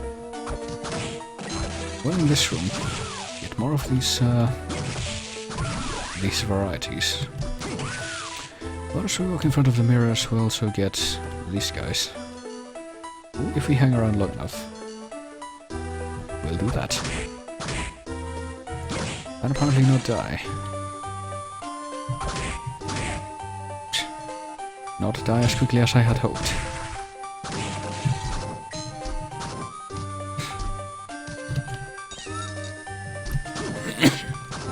Heavens. And apparently nothing else here, that's weird. I thought there was one of these rooms where... I thought there was a room like this in this area, where there was like this hidden breakable wall that I totally missed the first time around. It lets you put like a sea room or a warp room or something to that effect. Well, we can't reach that, but if we equip the Undine Soul, which we just got, we can walk on water now. Much like Jesus, yes. And that's how we get ahead. But let's go ahead and re-equip the Ghost Data Soul now, since... Seems I like having good luck. Oh my. And of course that thing fell. You know what, have cats. I think the cats will be the best thing for you right now.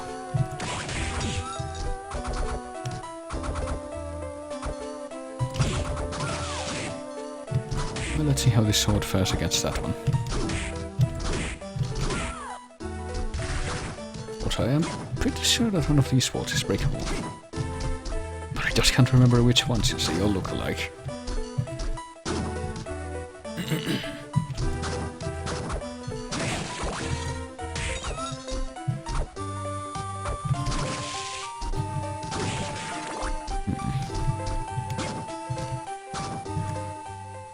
But now I have been going forward.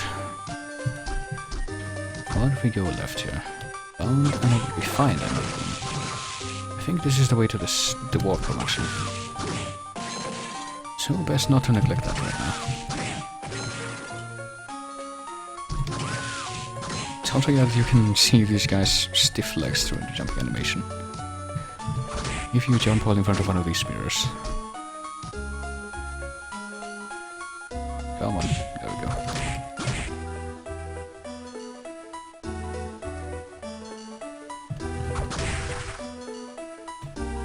Well, I did donate to that. Enough that I will presumably have a physical copy of the game shipped to me eventually. That's a big eventually, but yeah, I'm a pretty big fan of these games, which they kind of stopped making after the shift to the whole Lords of Shadow thing. Mirror of Fate doesn't count. So yeah, I'm pretty excited for a new game like this. From the person responsible for making the better ones.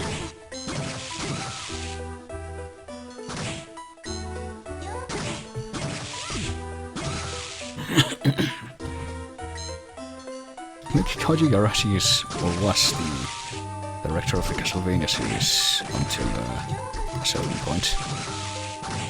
I'm pretty sure he no longer is, but now he's doing his own thing with the whole Bloodstained thing.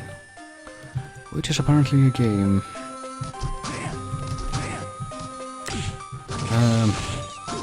that's supposed to be like Symphony of the Night and all these other Metroidvanias, but no longer with the Castlevania license, since he's no longer affiliated with Konami, I don't think.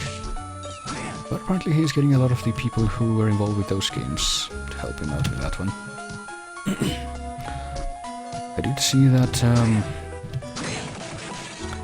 Michiru Yamane, I think, who made music for Symphony of the Night, one of the greatest anything soundtracks, is apparently helping him score that game as well. Also here is, I think that was Lilith, or Succubus. Lilith. I'm pretty sure we have a better accessory than what we're currently wearing. We could get, and we'd put on the skull necklace, but apparently that lowers our luck by a bit. I think I'll take that chance.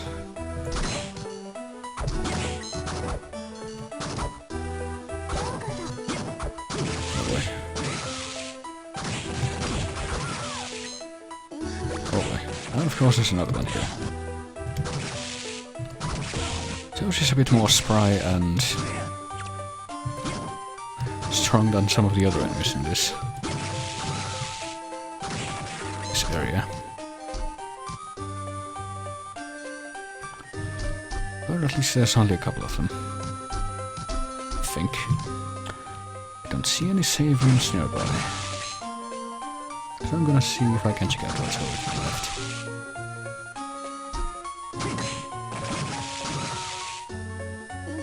Oh boy, another one of these. And I'm pretty sure if we get hit by that hard, we get cursed or confused or something. So probably not a good thing.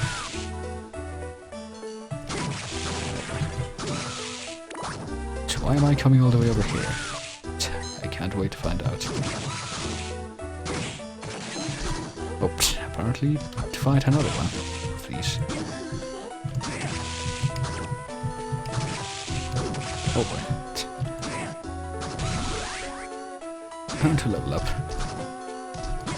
So I guess I'll take that. I guess that was the point of that long walk. Well, I did see a passageway on the floor over on the right. I think that's a way back to the that's a way back to the entrance corridor. There was something about earlier.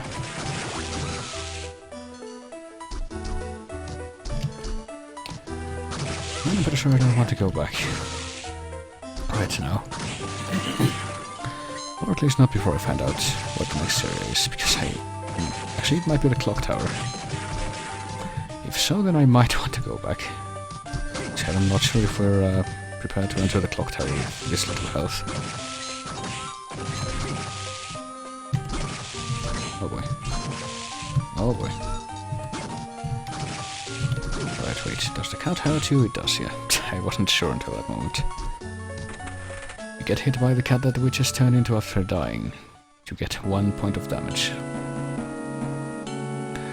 Well, we get our first look of this place, the top floor, which we can't explore right now because the only way forward is way up there. Just passing through. Oh, we do have to return to the entrance, I guess. Actually, what did we get from the inner quarters? I've already forgotten. We get the Undine Soul, which means we can walk in the water now, which means we should be able to get further along the some of the water-filled rooms near the entrance of the castle.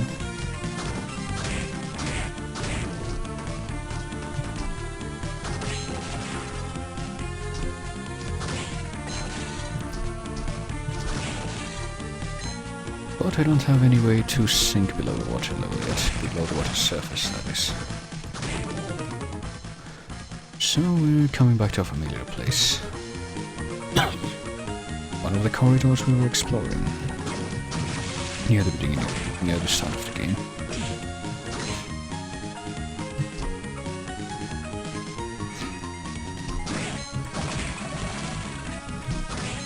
I'm just gonna try to breeze through it on the way to the save room. I'm kind of wondering if we're able to climb up that place on the left right now. I don't think we are. Hold on. No, actually, I think that's right. I think the next place we're gonna have to visit is not the clock tower, but the Sky Garden.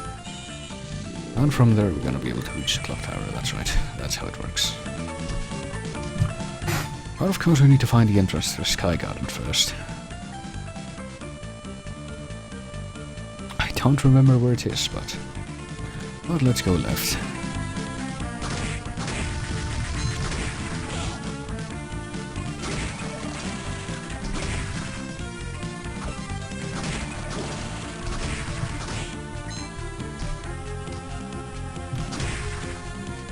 Can we climb up this place? I don't think we can. I am right. I don't think we can get that sword because it's in like a... It's a nuke that we can't fit into right now. The only way to get into those nukes is to slide into them at the moment. And we can't slide into something that's above us, so... There will be a way to get it later on though. That's why it's there.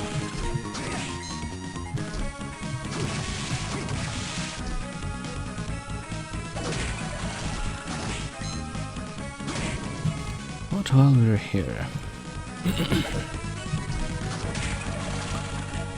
Let me see if there's something else I can get here that I haven't gotten yet.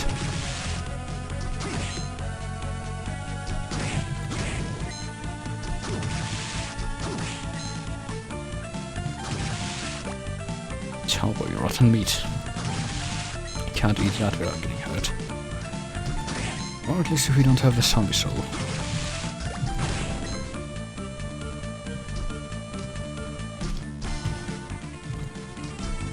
Alright, in this room.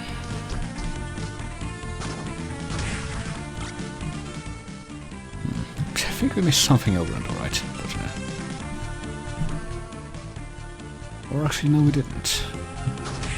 We're now on the way to the place where I missed something before. And now we should be able to get it.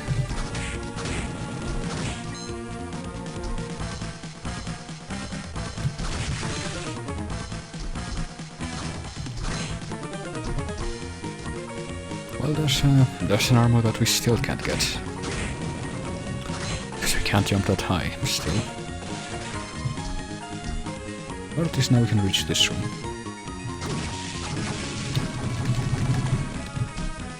Where they have the copper plate. I wonder if that's any better than... Nope, it's not better than the armor jacket, so thank goodness for overpowered random drops.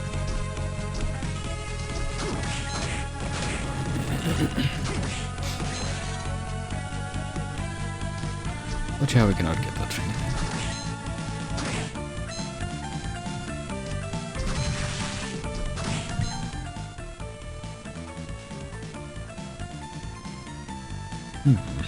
I have a feeling I know it was. I have a feeling I might know where we're supposed to go.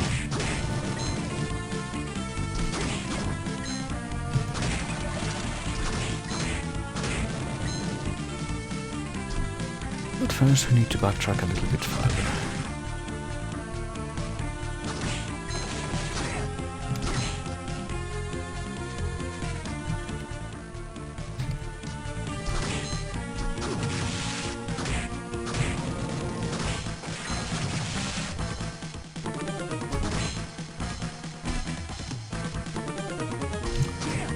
Oh boy.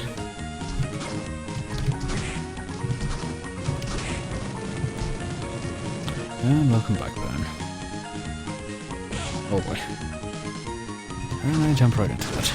Because I do not remember that's what room this was.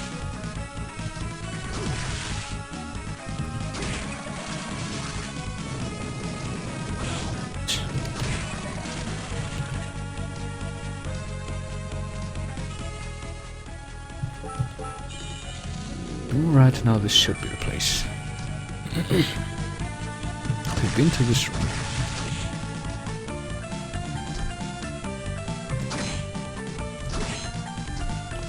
But we couldn't walk on water that time. So this time, things are a bit different.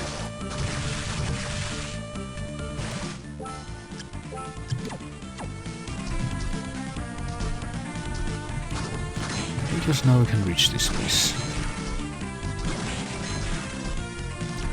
And sure enough it does lead into a new area.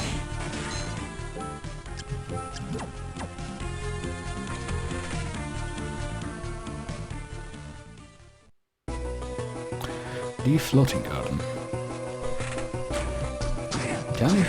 If you've ever played Rogue Legacy, you might notice that there's a lot of things in it which are pretty clearly inspired by Castlevania stuff.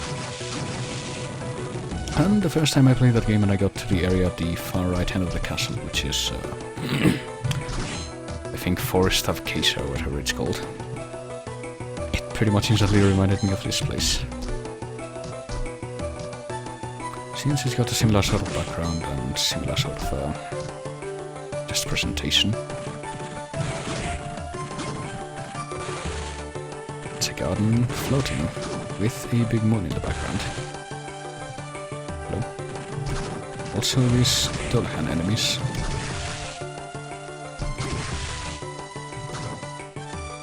I think there's two of them in this area. Nope, just one apparently. And the save room.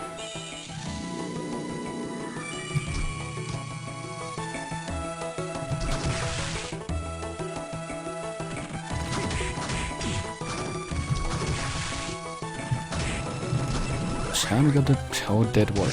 That's what they're calling this, not Dullahan.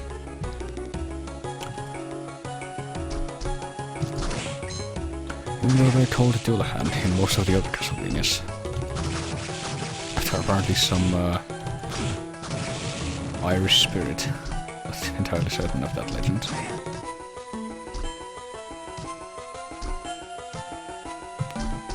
But let's see what we can find among all of these basilisks, I think they're called. Not cockatrice, the basilisk comes later. which can turn you to stone, as per traditional reptilian chicken being rules, which the basilisk and cockatrice follow.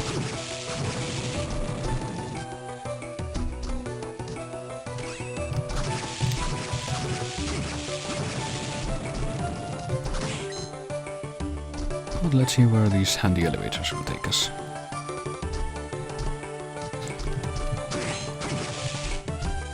One of those places being a confrontation with a gorgon, which is like the cataplepas, but its breath poisons you instead of turning you to stone.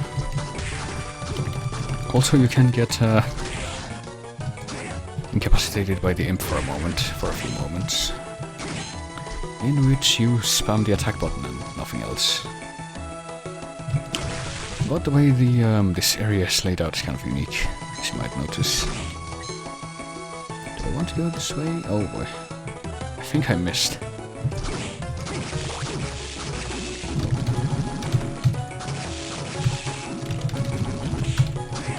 Oh boy. Alright, how many hits do you take?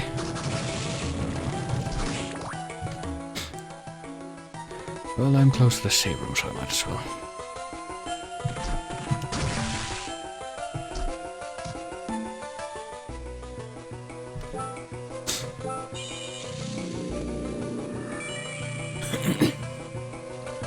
But yeah, I think this area and the next area, the clock tower, is where it's around the point where the game's difficulty starts to spike. Or at least it would if, there wasn't always a chance of you getting OP from just random drops. Oh wait. Jump button, please. There we go.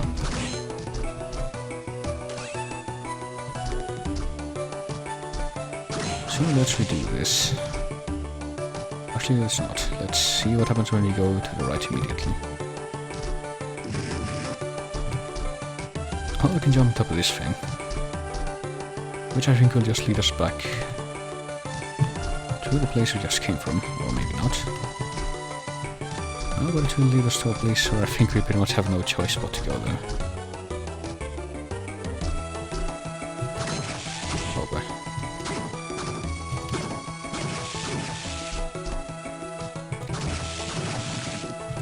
Well, at least we get experience from killing that thing. Oh boy. Actually, have we been here? I'm not entirely certain if we have. No, I think we have. Never mind. We just killed this thing, didn't we? Oh, this thing does go all the way down, though. Which doesn't really help that much.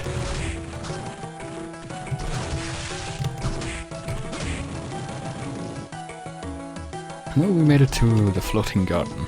And if you were away for that. And now we haven't gotten to the funky area of this place yet, though.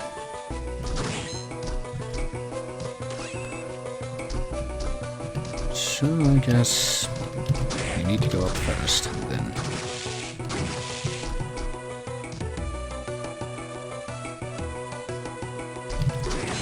and then figure out where to go next.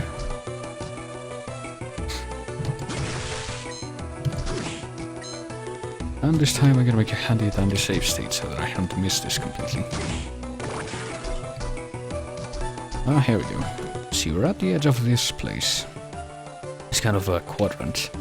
So where do we end up when we go right? Well, we are now in one of the outer reaches of the map, so... so this is actually kind of a maze, if I recall. If I go back the same way I came, I do end up in the same place, but that's not always the case. Also, we meet the first of these demon-type enemies, the devil.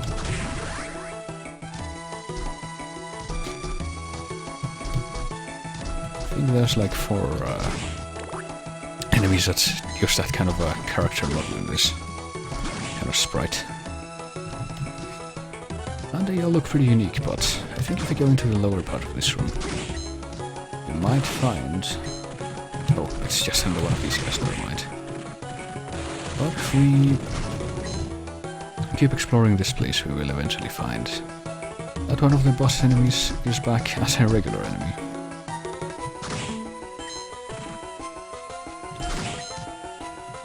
Nope, this is a Mandragora. Which I guess we were too slow to kill. Pretty much have to kill those things instantly if we want to get to their souls. Oh boy.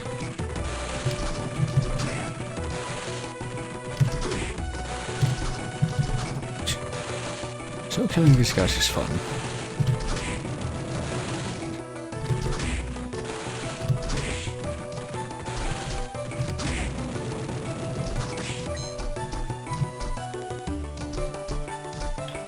Is there anything here in the central area that we cannot normally get otherwise? Also, I guess we can pretty much annihilate the bone pillars now that we have the hunting sword. Oh boy.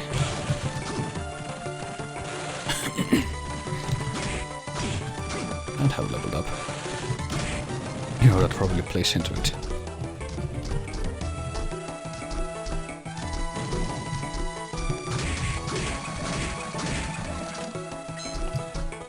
So if we go all the way down,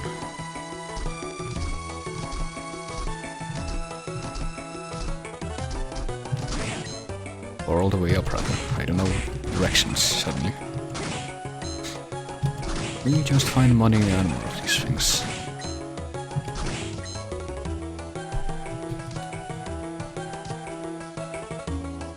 And that's it for this room, it looks like. So if we keep going right, I guess we eventually end up in this place, which is kind of important. We find these eagles and these rippers. It's coming on non-stop. We also find this guy, the kicker skeleton, which can indeed kick as it keeps showing off.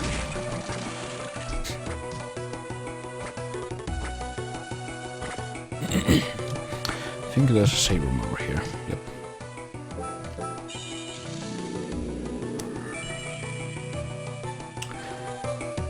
Well, the kicker skeleton is the only enemy in the game that has a grey ability soul as its drop. So I kinda want to get that, but I don't know. It might take a while if I try to grind it, but down here is this thing.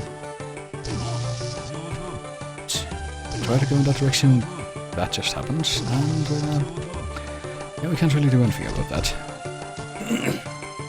So we will not be coming back here until much, much later.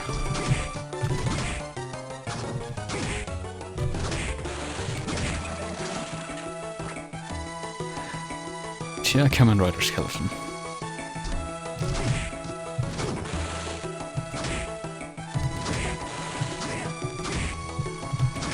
So there we go.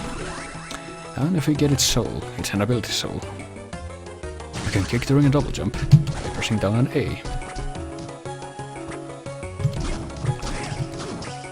Which is a pretty useful ability. If you're like dropping down and you're uncertain of whether or not there's an enemy below you, for instance. Since that pretty much means you won't get hurt and you will do damage if there is anything down there. And I think you can, oh, here we go. Manticore's back.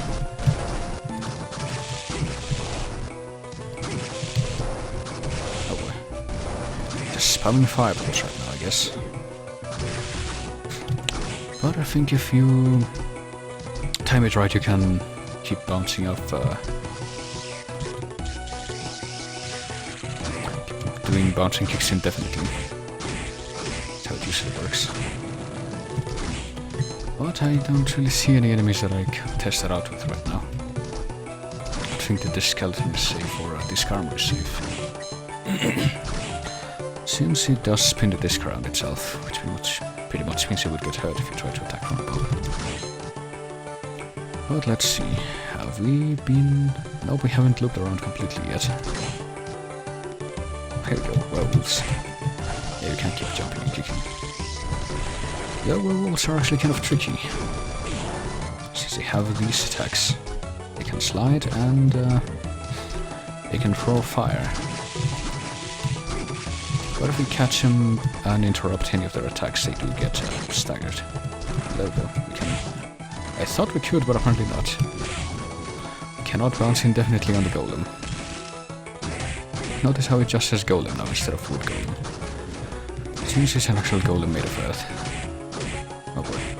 Also, it's not very weak against this sword, is it?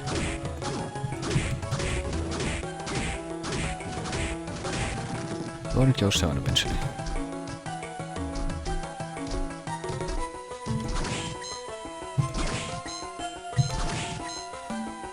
As we keep finding bags of money in corridors. Oh boy. I think we're just gonna leave that alone. And if we keep going right, we will eventually end up in this place, I suppose. Back in the central castle area. Oh.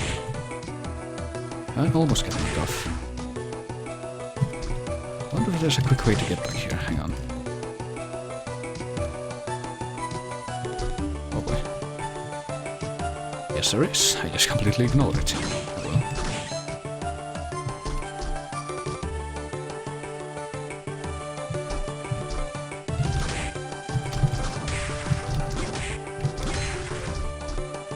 And we missed that.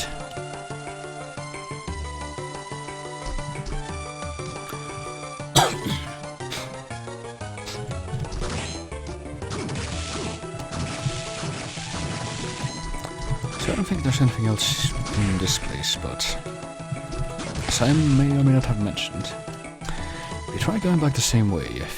I don't think this is the same place we were at before, or it might be. Are there werewolves down there? Yes, there are. Right. Never mind, it is the same place, but since this time we're going thanks for that, golem. We're going left instead of right. We might not end up in the same place after all.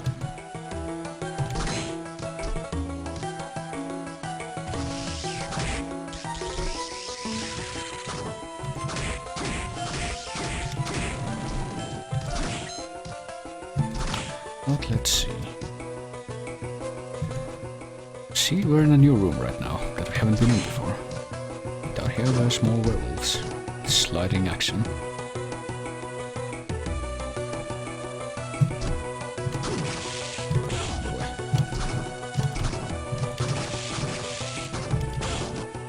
Good sliding action and difficult to interrupt attacks. And there's quite a few of them currently.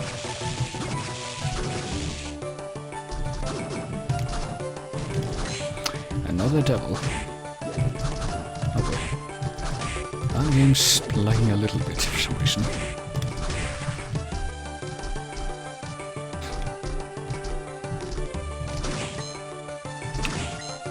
More money and...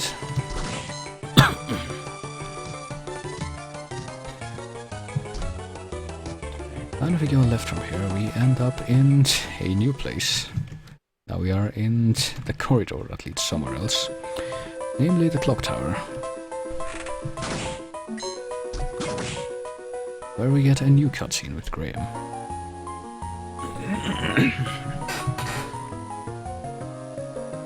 And apparently we want to ask him something.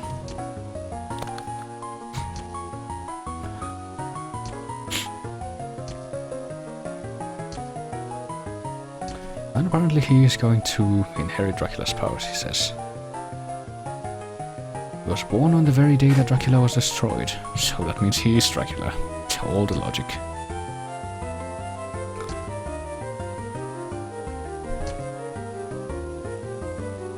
But he senses a power within us, and we say that it's a power to rule, which makes him pull this face.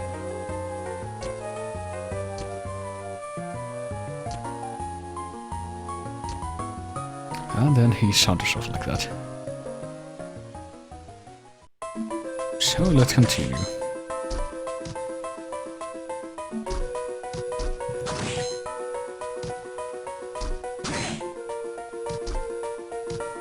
This place is very friendly, as you can appreciate, with all the spikes and the gears and stuff. And like always, my top priority right now is to try to find a save room before I do anything weird. See if I can get past this guy. There we go. And I almost got rocks kicked into me. And of course, in this background, in this environment, is when the Medusa heads make their appearance. There we go, save room. And actually, while we're at it, since I, according to OBS, have been playing this for just over 2 hours now, and to who just reach about with the Medusa heads. And the legions of spikes and the cogs that keep turning and like there's an obstacle. I think this would be a good place to leave this off. Well, right after I leveled up off of a Medusa head. Oh well. How much experience did I give out? Because if I leveled up with like 1 experience left. Now they give out 10 experience, how do I? But anyway, apparently we're at 51.6% right now. And we've been playing the actual game, it looks, for just under 2 hours according to that thing. But the stream has been going on for just over 2 hours now, so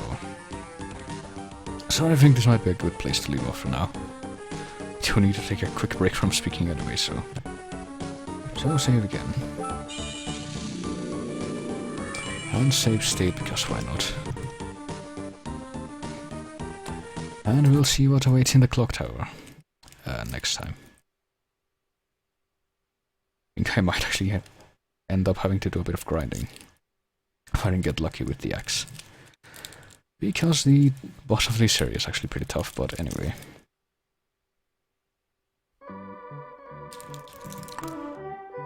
I think I'm gonna take a quick break like usual, and when I get back we're going to be moving over to live stream. And the final sequence, or one of the final sequences of the classic Doctor Who cycle I'm doing will continue. And then who knows what will happen actually. I don't really have anything projected for beyond that point, so we'll see. But I'll see you there in a few minutes, after I take a quick break and try to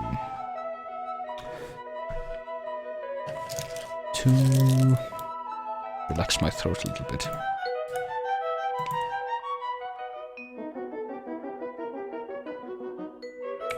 So there we go.